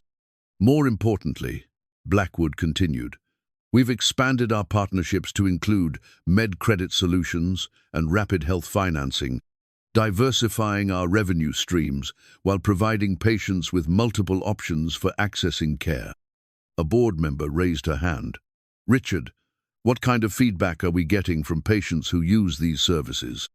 Patient satisfaction scores during acute care remain high above 90% for patients using partner financing versus 78% for those using traditional payment methods. The financing options eliminate the stress and uncertainty that typically accompany medical billing discussions. Marco noted the careful language. During acute care, suggested they weren't tracking long-term outcomes, and eliminating stress probably meant patients weren't thinking clearly about the long-term financial implications of the contracts they were signing. Another board member asked about regulatory compliance. Are we maintaining appropriate disclosure standards regarding the financial relationships? Absolutely. All partnerships are fully disclosed in our annual filings, and patients receive complete contract information before signing financing agreements. The emergency strategy meeting convened at Dr. Reyes' house at midnight, just hours after the explosive board meeting that had blown apart Richard Blackwood's carefully constructed system. Patricia arrived first, her 3 decades of hospital experience evident in how quickly she'd recognized the significance of what had happened. James came next, carrying folders of documentation that might finally serve a purpose beyond just tracking tragedy. Dr. Chen arrived last, having stayed late at the hospital to gauge the institutional response to the evening's revelations. Sophia had insisted on attending despite the late hour, and Marco had agreed after recognizing that she'd been part of this investigation from the beginning. Her laptop and technical skills might be crucial in the days ahead. Dr. Reyes spread documents across her dining room table, the original hospital charter, financial reports showing Blackwood's undisclosed conflicts of interest, and a thick folder of patient outcome data that painted a devastating picture of systematic exploitation. We need to understand that everything changes now, Dr. Reyes began. Blackwood won't go quietly, and the hospital administration will try to contain this scandal before it spreads beyond the board level. We probably have 48 hours before they mount a coordinated response. Patricia nodded grimly. They'll claim this is all a misunderstanding, that the financial partnerships are legitimate business relationships that happen to benefit patients. They'll try to discredit our documentation and characterize us as disgruntled employees or uninformed activists, which means we need to go public with everything we have, as quickly and comprehensively as possible, James added. If we give them time to control the narrative, they'll find ways to make us look like the problem. Marco looked around the table at these healthcare professionals who were risking their careers to expose institutional corruption. What exactly are we proposing to do? Dr. Reyes pulled out her phone and showed them a news app. I have contacts at the investigative unit of Channel 7 News. They've been looking for healthcare stories with public interest angles. If we provide them with comprehensive documentation and multiple sources, they could have a story ready for the evening news tomorrow. But media attention alone won't be enough, Patricia warned. Hospitals have PR departments and legal teams specifically designed to handle negative coverage. They'll issue statements about isolated incidents, promise internal reviews, and wait for the news cycle to move on to other stories. Sophia had been quiet during most of the discussion, but now she looked up from her laptop. What if we didn't rely on traditional media? What if we created our own platform that couldn't be controlled or suppressed? She turned her computer screen toward the group, showing the Medical Debt Truth website she'd been developing. I've been working on this for weeks, and it's ready to launch. We could publish all of our documentation directly, along with tools for other families to share their stories. Dr. Chen studied the website design with obvious admiration. This is professional quality. How did you learn to build something like this? YouTube tutorials and determination, Sophia said simply. The important thing is that it's designed to be viral. People can easily share individual stories or the whole database across social media platforms. Once information spreads that way, it becomes very hard to suppress. Dr. Reyes was nodding thoughtfully. A coordinated approach could be very effective. Traditional media, for immediate credibility and reach, combined with a digital platform for ongoing documentation and community building. But we need to be prepared for retaliation, James warned. Blackwood and his allies have significant resources and legal expertise. They'll try to silence us through lawsuits, professional sanctions, maybe even criminal charges if they can find any technical violations. Marco felt the weight of responsibility for what he was asking these people to risk. Everyone needs to understand that once we do this, there's no going back. They're going to come after all of us personally and professionally. Patricia smiled with the confidence of someone who'd been preparing for this moment for months. Marco, I've been documenting institutional misconduct for 2 years because I knew eventually someone would have the courage to help me expose it. I'm retiring in 3 months anyway. What are they going to do, fire me? Dr. Chen was more conflicted. I'm still a first-year resident. If I get blacklisted from this hospital, it could affect my ability to complete my training or find positions elsewhere. But if we don't speak up now, Dr. WWW, Reyes pointed out, the system will just continue exploiting families. How many people like Carmen will lose their homes or declare bankruptcy because we were too afraid to act? The room was quiet as each person wrestled with the personal cost of challenging powerful institutions. Marco understood their hesitation. He'd felt the same fear when David had offered him the bribe to walk away. Let me ask you this, Sophia said, breaking the silence. If we don't do this, and 6 months from now another family goes through what Leo and his mother went through, how are we going to feel about that? Her question cut to the heart of why they were all there. None of them had become healthcare professionals or patient advocates because they wanted to be comfortable. They'd chosen these roles because they wanted to help people, and sometimes helping people required taking risks. Dr. Reyes made the decision for all of them. I'm in. Let's coordinate everything for tomorrow evening. Channel 7 can run the story on the 6 p.m. news, and we'll launch the website simultaneously. By the time the hospital administration realizes what's happening, the information will be public and spreading too rapidly to contain. They spent the next 3 hours developing a detailed plan. Patricia would provide patient outcome data and internal hospital documentation. James would contribute his research on medical financing industry practices. Dr. Chen would document the training materials that taught financial counselors to prioritize financing over charity care. Dr. Reyes would serve as the primary media contact, using her credentials and board membership to establish credibility. Sophia would manage the technical aspects, launching the website, coordinating social media distribution, and ensuring that all documentation was properly formatted and accessible. Marco would provide the human element, telling Carmen and Leo's story in a way that helped people understand how the system worked in practice. We should also contact other families who've been affected. Dr. Reyes suggested. Personal testimonies from multiple sources will make it much harder for the hospital to claim this is an isolated incident. Patricia consulted her notebook. I can provide contact information for at least 15 families who've used medical financing in the past year. Not all of them will be willing to go public, but some might be. As dawn approached, they finalized the timeline and assigned responsibilities. The coordination felt like preparing for a military operation, which in some ways it was. They were launching an assault on institutional practices that had operated without oversight or accountability for too long. One more thing, Dr. Reyes said as they prepared to leave. We need to be prepared for the possibility that this doesn't work.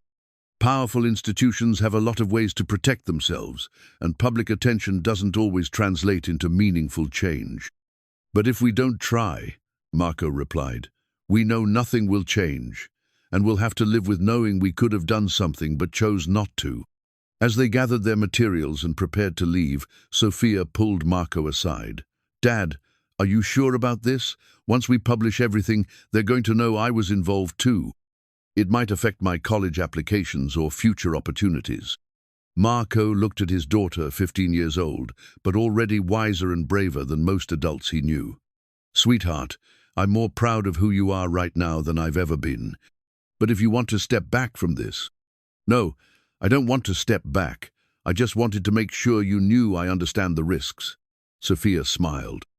"Besides, someone needs to document this story properly, and most adults don't really understand how social media works." The next 18 hours passed in a blur of preparation and coordination. Patricia compiled her most damning documentation while carefully protecting patient privacy. James reached out to families who might be willing to share their experiences. Dr. Chen gathered internal training materials that revealed the hospital's systematic approach to steering patients toward predatory financing. Sophia worked with focused intensity, building database functionality into the website and creating social media templates that would make it easy for people to share specific stories or data points. She also set up tracking systems to monitor how quickly information spread and which elements generated the most engagement. Marco spent the day calling the families Patricia had identified, explaining what they were trying to accomplish and asking if anyone would be willing to share their experiences publicly. The conversations were heartbreaking, family after family, describing financial destruction that had followed medical crises, homes lost to debt that had seemed like salvation, children whose college funds had been depleted by medical financing payments. But several families were willing to go public with their stories, understanding that their personal pain might prevent other families from facing similar exploitation. By 5 p.m. on the day after the board meeting, everything was ready. The Channel 7 investigative team had reviewed all documentation and was prepared to run a comprehensive story. The Medical Debt Truth website was loaded with evidence and ready for launch. Social media accounts were established and primed to distribute information across multiple platforms. Dr. Reyes gathered the team for a final coordination call. In 1 hour, this all becomes public. Richard Blackwood and his allies will spend tonight figuring out how to respond, and tomorrow they'll begin what will probably be a coordinated campaign to discredit everything we've presented. "Are we sure we have enough evidence to withstand that kind of scrutiny?" Dr. Chen asked. "We have financial records, patient outcome data, internal training materials, board meeting minutes, and testimony from multiple families," Patricia replied. "If that's not enough evidence, then evidence doesn't matter."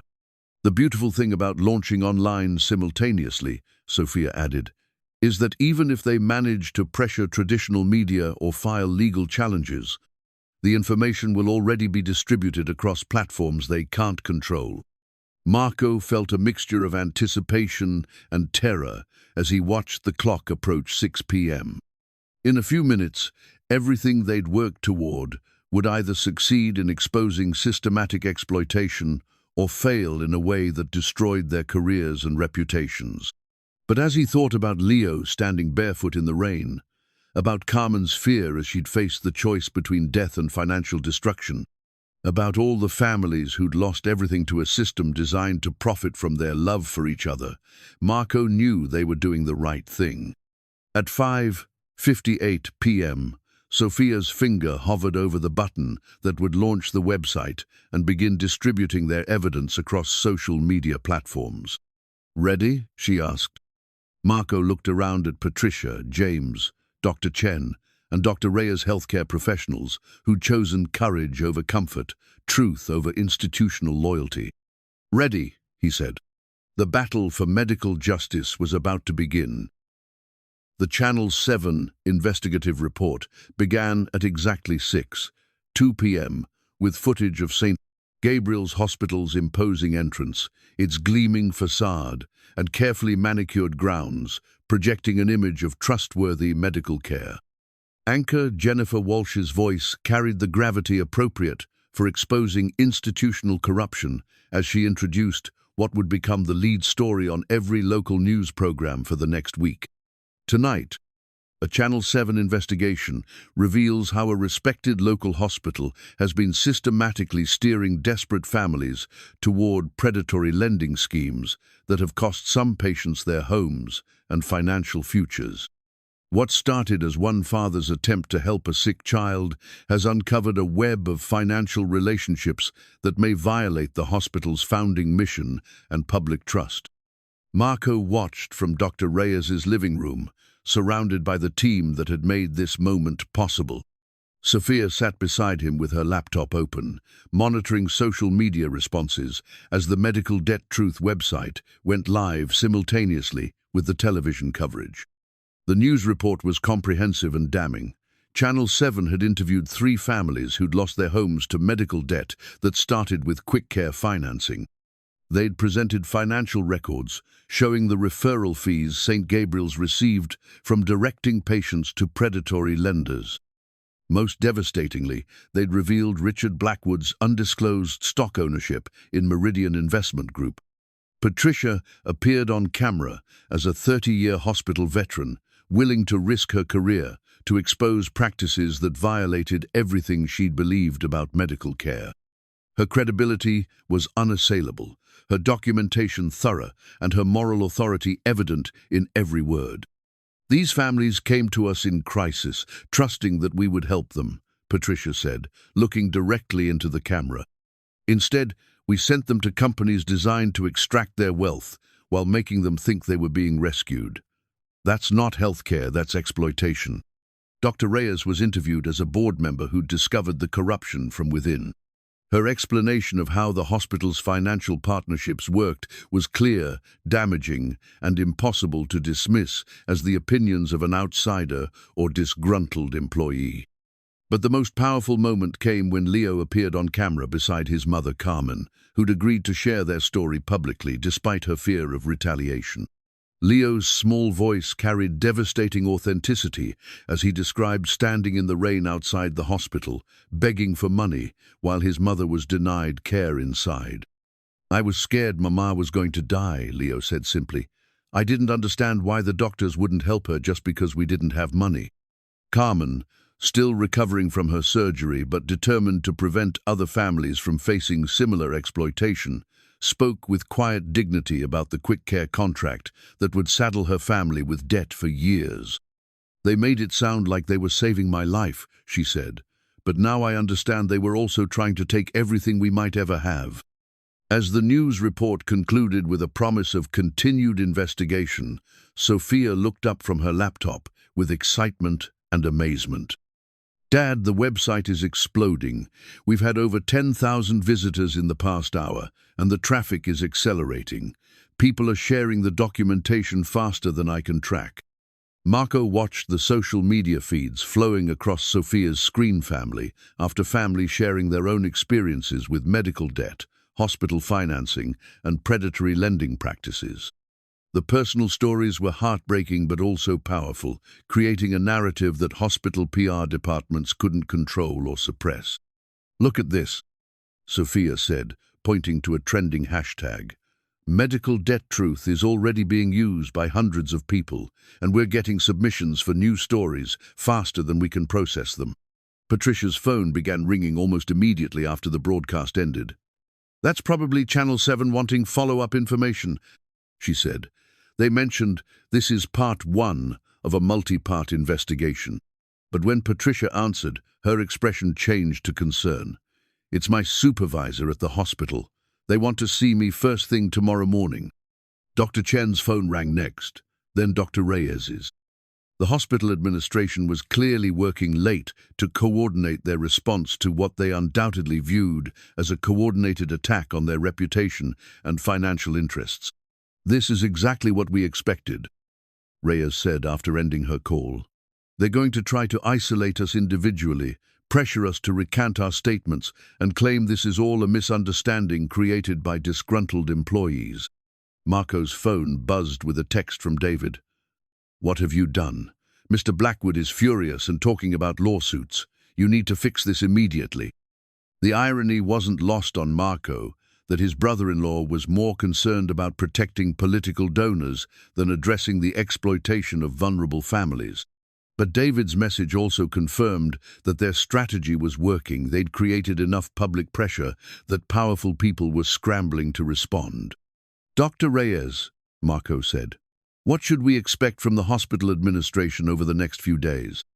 "They'll probably place Patricia and Sarah on administrative leave pending investigation. They'll issue statements about their commitment to patient care and promise internal reviews of all financial partnerships. They'll hire a crisis management firm to handle media relations and probably a law firm to explore legal action against us. But they'll also be dealing with regulatory scrutiny. James added, State Health Department, non-profit oversight agencies, maybe federal investigators if there are enough complaints about violations of patient protection laws. Sophia looked up from her laptop again. The State Attorney General's office just issued a statement saying they're reviewing the Channel 7 report and considering an investigation into hospital financial practices. That happened really fast. The speed of official response suggested that their documentation had been compelling enough to trigger immediate regulatory interest. That was both encouraging and terrifying success, meant they'd created real pressure for change, but it also meant they'd attracted the attention of institutions with significant power to retaliate. Over the next hour, responses poured in from multiple directions. The hospital issued a carefully worded statement expressing concern about inaccurate characterizations of our patient assistance programs and promising a thorough review of all financial partnerships to ensure they align with our mission of compassionate care. Richard Blackwood released his own statement through a lawyer, claiming his stock ownership in Meridian Investment Group had been properly disclosed in appropriate regulatory filings, and characterizing the Channel 7 report as a coordinated attack based on incomplete information and deliberate misrepresentations. But the most significant response came from an unexpected source. Dr. Michael Torres, the Chief of Staff at City General Hospital, called Dr. Reyes to report that his institution had similar partnerships with medical financing companies and was immediately suspending them pending review. Elizabeth, your investigation has opened our eyes to practices we implemented without fully understanding their impact on patients. Dr. Torres said during a call that Dr. Reyes put on speaker so the team could hear. We're going to conduct our own internal review and probably eliminate these partnerships entirely. The revelation that other hospitals were voluntarily changing their practices suggested that the exposure was creating pressure beyond just St. Gabriel's. If medical institutions were proactively eliminating predatory financing partnerships to avoid similar scandals, then Marco's investigation was achieving its goal of protecting families from systematic exploitation. Sophia's excitement was building as she tracked the story's viral spread. Dad, we're getting submissions from families in 12 different states. This isn't just happening here, it's a national problem that nobody was talking about until tonight. She showed Marco messages from families across the country describing identical experiences with medical financing companies that turned life-saving care into financial destruction. The pattern was consistent and widespread, suggesting an entire industry built around exploiting medical desperation. We need to be prepared for this to get much bigger. Dr. Reyes warned, if the practices we've exposed are truly national in scope, we're going to attract attention from people and institutions with resources far beyond anything we've dealt with so far. As if to prove her point, Marco's phone rang with a call from a number he didn't recognize. The voice on the other end was professionally courteous but unmistakably threatening. Mr. Villanueva, this is Attorney Sarah Mitchell representing Meridian Investment Group. We've reviewed the statements made about our client companies on tonight's news broadcast and on your website. Many of these statements constitute defamation and interference with legitimate business relationships. We're prepared to pursue all legal remedies to protect our clients' interests. Marco felt his heart rate spike, but he managed to keep his voice steady. Mitchell, everything we've published is documented with evidence from public records and first-hand accounts from affected families. That's a matter of legal interpretation, Mr. Villanueva. Regardless of your intentions, you've initiated a campaign that's damaging the reputation and business interests of companies that provide legitimate services to families in need. We're prepared to file suit for damages unless this campaign ceases immediately. The call ended with a promise to send formal legal notices to all parties involved in the Channel 7 report and the Medical Debt Truth website. Marco understood that the real battle was just beginning. They'd succeeded in exposing systematic exploitation, but now they had to defend their right to have done so. Everyone understand what just happened? Marco asked, after sharing the attorney's threat with the group. "They're going to try to silence us through litigation," Patricia said, matter-of-factly. "Expensive, time-consuming lawsuits designed to exhaust our resources and terrorize us into backing down. But they also confirmed that we've hurt them badly enough to justify hiring lawyers." Dr. Reyes pointed out, "Companies don't spend money on legal threats unless they're genuinely worried about the consequences of continued exposure." Sophia was still monitoring social media when she suddenly looked up with alarm. "Dad, something's happening. The Medical Debt Truth website just went offline." Sophia's fingers flew across her laptop keyboard as she tried to diagnose what had happened to the Medical Debt Truth website. The error message was generic. "This site is temporarily unavailable, but the timing was too convenient to be coincidental." "It's not a technical failure," Sophia announced after several minutes of investigation. "Someone contacted our hosting company and convinced them to take the site offline. Probably claimed copyright infringement or some other legal violation." Marco felt a surge of anger at the realization that powerful interests were using technical manipulation to suppress information that could protect vulnerable families. "Can you get it back online?" "Yes, but it might take a few hours to transfer to a different hosting service. The good news is that I backed up everything, and a lot of the content has already been distributed across social media platforms." Dr. Reyes was studying her phone with a grim expression. "It's not just the website. I'm getting reports that some families who were interviewed for the Channel 7 story are receiving calls threatening legal action if they don't retract their statements." The coordinated response revealed the kind of institutional power they were challenging. Within hours of the story breaking, lawyers had been mobilized, hosting companies had been pressured, and families had been intimidated. It was a demonstration of resources that individual citizens couldn't match. But it was also a demonstration of desperation. Organizations that were confident in their practices didn't need to suppress criticism through technical manipulation and legal threats. Patricia's phone rang again. This time it was Dr. Sarah Chen calling from the hospital. "Patricia, they've called an emergency meeting for all staff involved in patient financial counseling," Dr. Chen reported.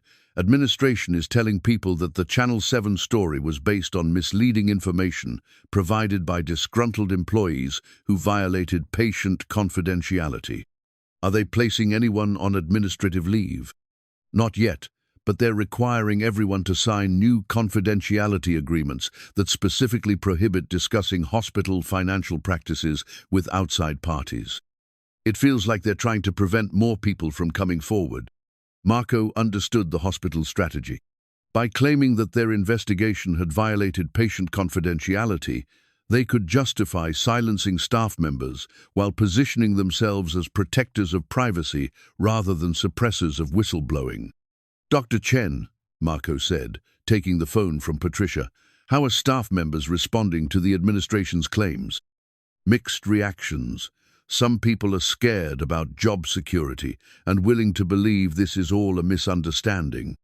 But others are asking questions they never asked before about who profits from the financial partnerships and whether our practices really serve patients' interests." The division within the hospital staff suggested that exposure was creating exactly the kind of internal pressure that could force institutional change. Even if administration successfully intimidated some employees, others were beginning to question practices they'd previously accepted without examination. Sophia suddenly looked up from her laptop with excitement. "The website is back online, and we're getting more traffic than before." Someone created mirror sites and shared the links across social media platforms faster than anyone can take them down. She showed Marco dozens of social media posts, sharing links to alternative versions of the Medical Debt Truth site, created by activists who understood how to circumvent censorship attempts. The distributed nature of online information sharing made it nearly impossible to suppress content once it gained momentum. "Dad, look at this," Sophia said, pointing to a new trend on social media. People are using the hashtag Medical Debt Truth to share their own hospital financing experiences, even without submitting formal stories to our site. The conversation is happening with or without us now. Marco scrolled through hundreds of posts from families across the country describing experiences identical to Carmen's medical crises that led to predatory financing, homes lost to debt that had seemed like salvation, children whose futures had been mortgaged to pay for parents' health care. The personal testimonies were creating a narrative that no legal team could suppress or discredit. Dr. Reyes's phone buzzed with a text message that made her smile for the first time that evening. The State Health Department just announced they're launching a formal investigation into hospital financial partnerships statewide. They're also creating a task force to review regulations governing medical financing practices. The regulatory response was happening faster than anyone had expected, suggesting that their documentation had revealed violations serious enough to warrant immediate official attention. But it also meant they'd attracted scrutiny from institutions with the power to actually change the system they'd exposed.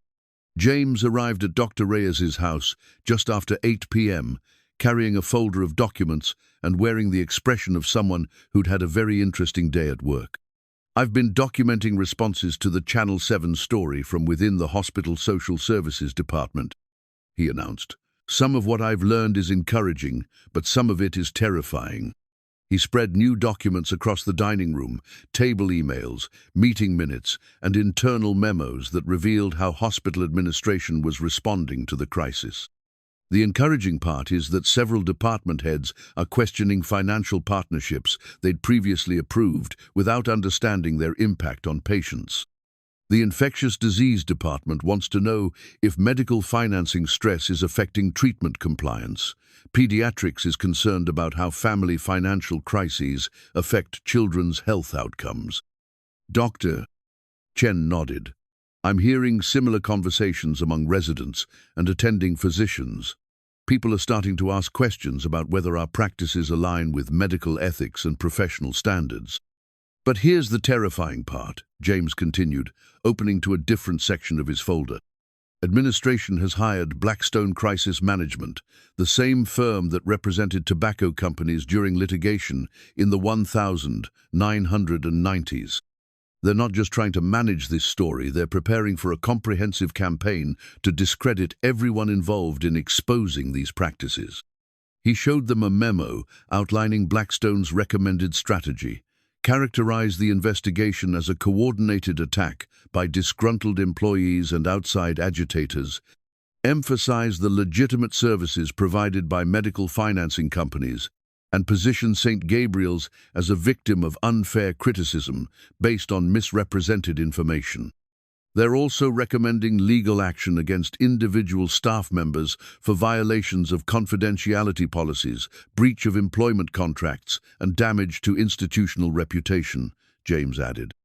The revelation that St. Gabriel's had hired professional crisis managers confirmed that their investigation had created institutional-level panic. But it also meant they were now facing adversaries with experience in suppressing criticism and manipulating public perception. Marco's phone rang with another unknown number. This time the caller identified himself as Dr. William Hayes, Chief Medical Officer at St. Gabriel's Hospital. "Mr. Villanueva, I'm calling to express our serious concern about the impact your activities are having on our ability to provide quality health care to the community." Hayes began, his tone professionally reasonable but unmistakably threatening. "The story that aired tonight has created confusion and fear among patients who rely on our financial assistance programs. We're receiving calls from families who are afraid to seek necessary medical care because they've been misled about the nature of our patient support services." Marco put the call on speaker so the team could hear Dr. Hayes's response to their investigation. "Dr. Hayes, we've documented that your financial assistance programs are designed to trap families in debt rather than actually assist them. Are you saying that families shouldn't be aware of the long-term consequences of the contracts they're being asked to sign?" "I'm saying that complex financial arrangements require careful explanation by qualified professionals, not sensationalized media coverage based on incomplete information. Your interference is preventing families from accessing care they desperately need. The argument was sophisticated position medical financing as essential patient assistance, then claimed that criticism of predatory practices was actually preventing families from getting help. It was exactly the kind of narrative manipulation that professional crisis managers specialized in creating. Dr. Hayes, Dr. Reyes interjected, I'm a member of your hospital's board of directors, and I've reviewed the documentation behind tonight's story. The financial partnerships we've exposed violate our institutional mission and potentially several regulatory requirements. Shouldn't our concern be fixing these problems rather than silencing the people who exposed them? Elizabeth, you've allowed personal opinions to cloud your judgment about legitimate business practices. The board will need to consider whether your recent actions reflect the kind of professional judgment we expect from board members. The threat was clear. Dr. Reyes's position on the hospital board was in jeopardy because she'd exposed corruption within the institution she was supposed to govern. After Dr. Hayes ended the call, the room was quiet as everyone processed what they'd heard. The hospital wasn't just defending its practices, it was systematically threatening everyone who'd participated in exposing systematic exploitation. We need to understand that this is going to get worse before it gets better. Dr. Reyes said finally, they're going to use every resource at their disposal to make us regret challenging their authority. But Sophia was monitoring social media responses that suggested the institutional retaliation might be backfiring. Dad, look at this. Hospital employees are posting anonymously about pressure they're receiving to stay quiet about financial practices. The more administration tries to suppress discussion, the more people are talking. She showed Marco dozens of posts from healthcare workers describing intimidation tactics, mandatory confidentiality agreements, and internal meetings designed to discourage cooperation with investigators. The attempted cover-up was creating its own story about institutional corruption and employee silencing. There's something else, Sophia continued. 3 more hospitals in the region have announced they're reviewing their medical financing partnerships. Whatever St. Gabriel's is doing to suppress this story, it's making other institutions nervous enough to change their practices proactively. Marco realized that their investigation had created momentum that individual institutional responses couldn't stop. Even if St. Gabriel's successfully silenced their critics, the broader conversation about medical financing exploitation was continuing without them. Patricia's phone buzzed with a text from a number she didn't recognize. Thank you for speaking up. My family lost our house to quick care debt, but at least now other families might be protected. You're brave. Similar messages were arriving on all of their phones' families, expressing gratitude for exposure that might prevent others from facing similar exploitation. The personal responses reminded Marco why they'd started this investigation and why the institutional retaliation was worth enduring. Everyone needs to understand that we've already won the most important victory, Marco said, looking around at his allies who'd risked their careers to protect vulnerable families. Whether or not we survive the retaliation, we've created public awareness that will help families make informed decisions about medical financing. Dr. Reyes nodded. And we've triggered regulatory investigations that might lead to actual policy changes. Even if they destroy us individually, the system we exposed will be changed. As the evening concluded and the team prepared to face whatever retaliation tomorrow would bring, Sophia made a final announcement. Dad, I want you to see something. The Medical Debt Truth website has received submissions from families in 43 states. This isn't just a local problem anymore, it's a national movement. Marco looked at his daughter, marveling at how the 15-year-old who'd suggested using social media to expose institutional corruption had created a platform that was helping families across the country. The investigation that had started with one boy crying in the rain had become something neither of them had imagined possible. Whatever happens next, Marco said, we've given people the tools to protect themselves and each other. That's worth whatever price we end up paying. 3 months after the Channel 7 investigation that exposed St. Gabriel's Hospital's predatory financing practices, Marco sat in the same coffee shop where he'd first met Patricia Williams. But this time, the meeting was a celebration rather than a clandestine planning session. Patricia had officially retired from St. Gabriel's 2 weeks earlier, accepting a generous buyout package that the hospital offered in lieu of the wrongful termination lawsuit her lawyer had prepared. She carried herself with the satisfaction of someone who'd spent her final months of nursing fighting for principles that mattered more than paychecks. They've eliminated all partnerships with medical financing companies, Patricia reported, spreading newspaper clippings across the table between them. The new patient assistance policies require genuine charity care evaluation before any payment plan discussions, and they've hired a patient advocate specifically to ensure families understand all their options. Dr. Reyes joined them shortly after noon, no longer technically a St. Gabriel's board member, but carrying new responsibilities that had emerged from the investigation. The State Attorney General had appointed her to chair a task force reviewing medical financing practices at all hospitals receiving public funding. "The regulatory changes are happening faster than I expected," Dr. Reyes announced. The State Health Department has implemented new disclosure requirements for hospital financial partnerships, and federal investigators are reviewing whether some medical financing practices violate consumer protection laws. Marco studied the documentation. Dr. Reyes had brought new policies, regulatory changes, and legal precedents that emerged from their investigation. The system they'd exposed was being reformed at multiple levels, creating protections that would help families like Carmen's avoid predatory exploitation in the future. "What about Richard Blackwood?" Marco asked. "Resigned from the hospital board, sold his Meridian Investment Group stock, and accepted a settlement with the State Attorney General that includes lifetime prohibition from hospital governance roles." Reyes replied with obvious satisfaction. His consulting firm is also being investigated by federal regulators for potential violations of non-profit governance requirements. The personal accountability was gratifying, but Marco understood that individual consequences mattered less than systematic changes that would protect vulnerable families. Blackwood's removal eliminated one corrupt actor, but the broader reform of medical financing practices would prevent many others from exploiting desperate patients. Sophia arrived at the coffee shop directly from school, carrying her laptop and wearing the confident expression of someone who'd learned she could change the world through technology and determination. At 16, she'd become a recognized expert on using social media to expose institutional corruption, with speaking invitations from advocacy organizations across the country.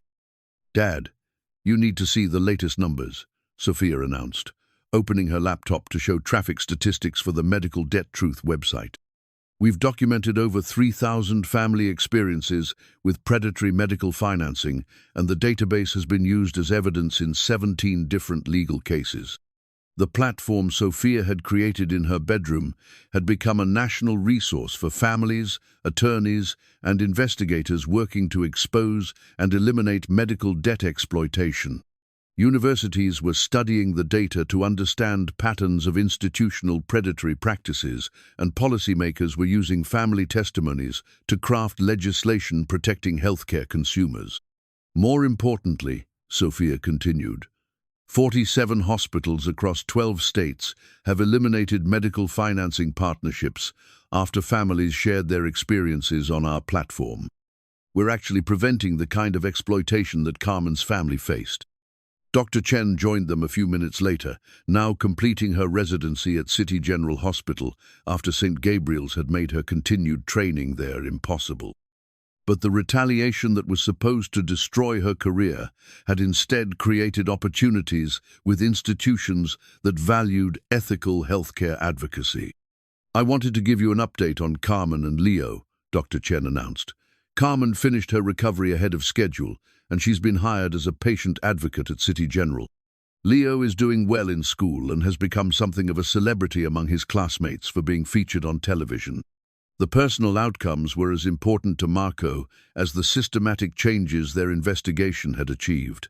Carmen's survival and Leo's well-being had been the original motivation for everything that followed.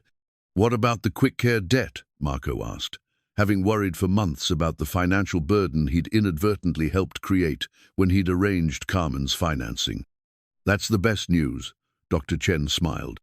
"The legal settlement between Meridian Investment Group and the State Attorney General includes debt forgiveness for all patients who can demonstrate they were misled about the nature of medical financing contracts.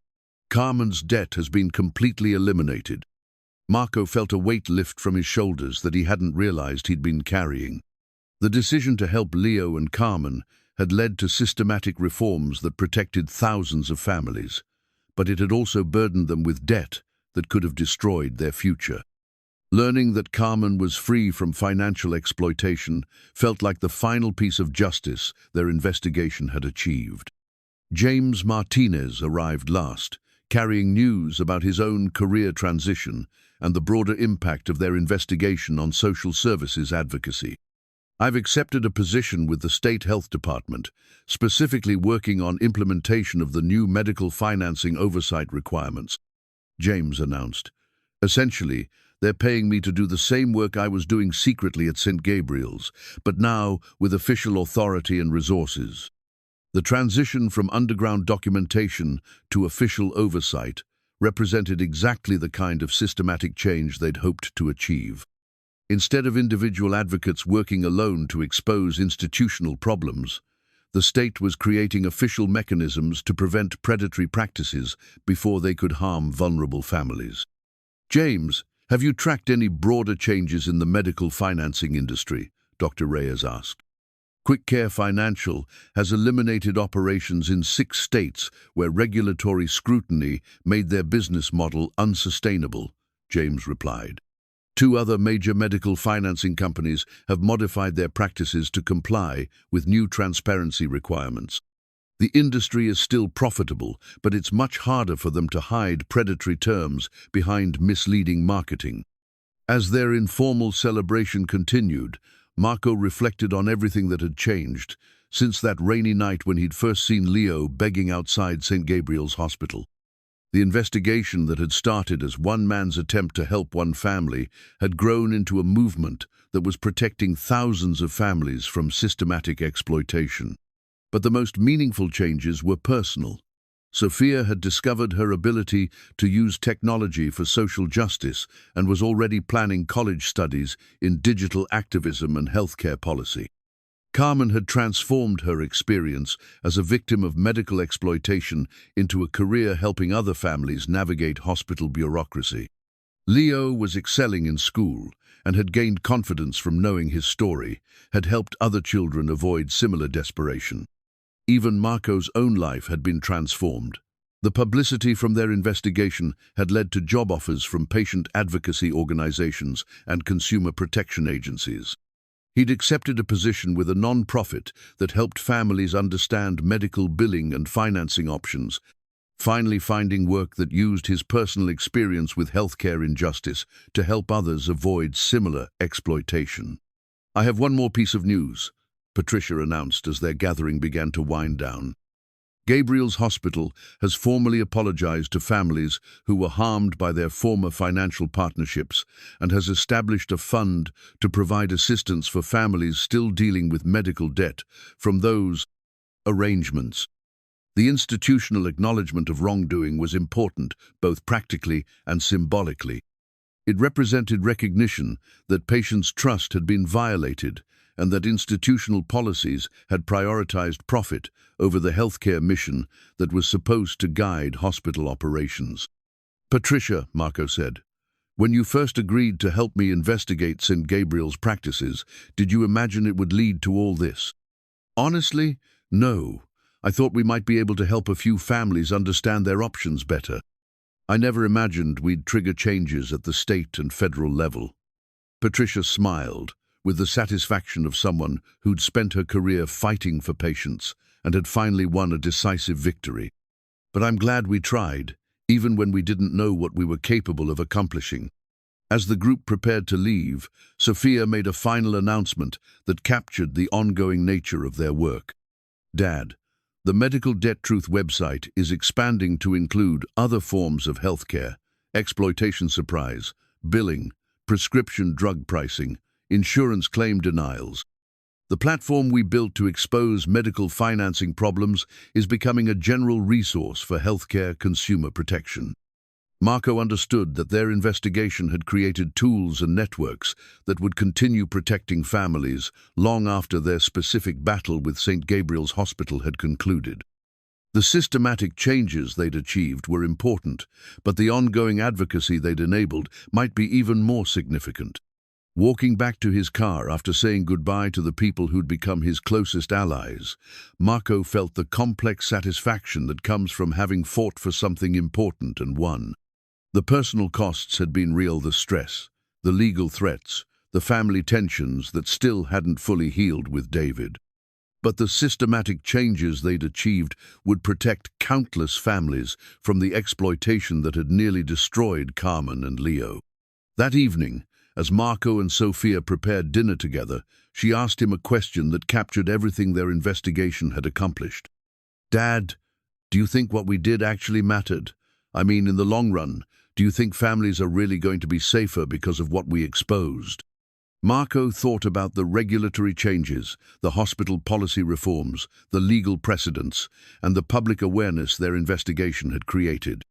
But most importantly, he thought about the 3,000 families who'd shared their stories on Sophia's website, creating a community of mutual support and protection that hadn't existed before their investigation began.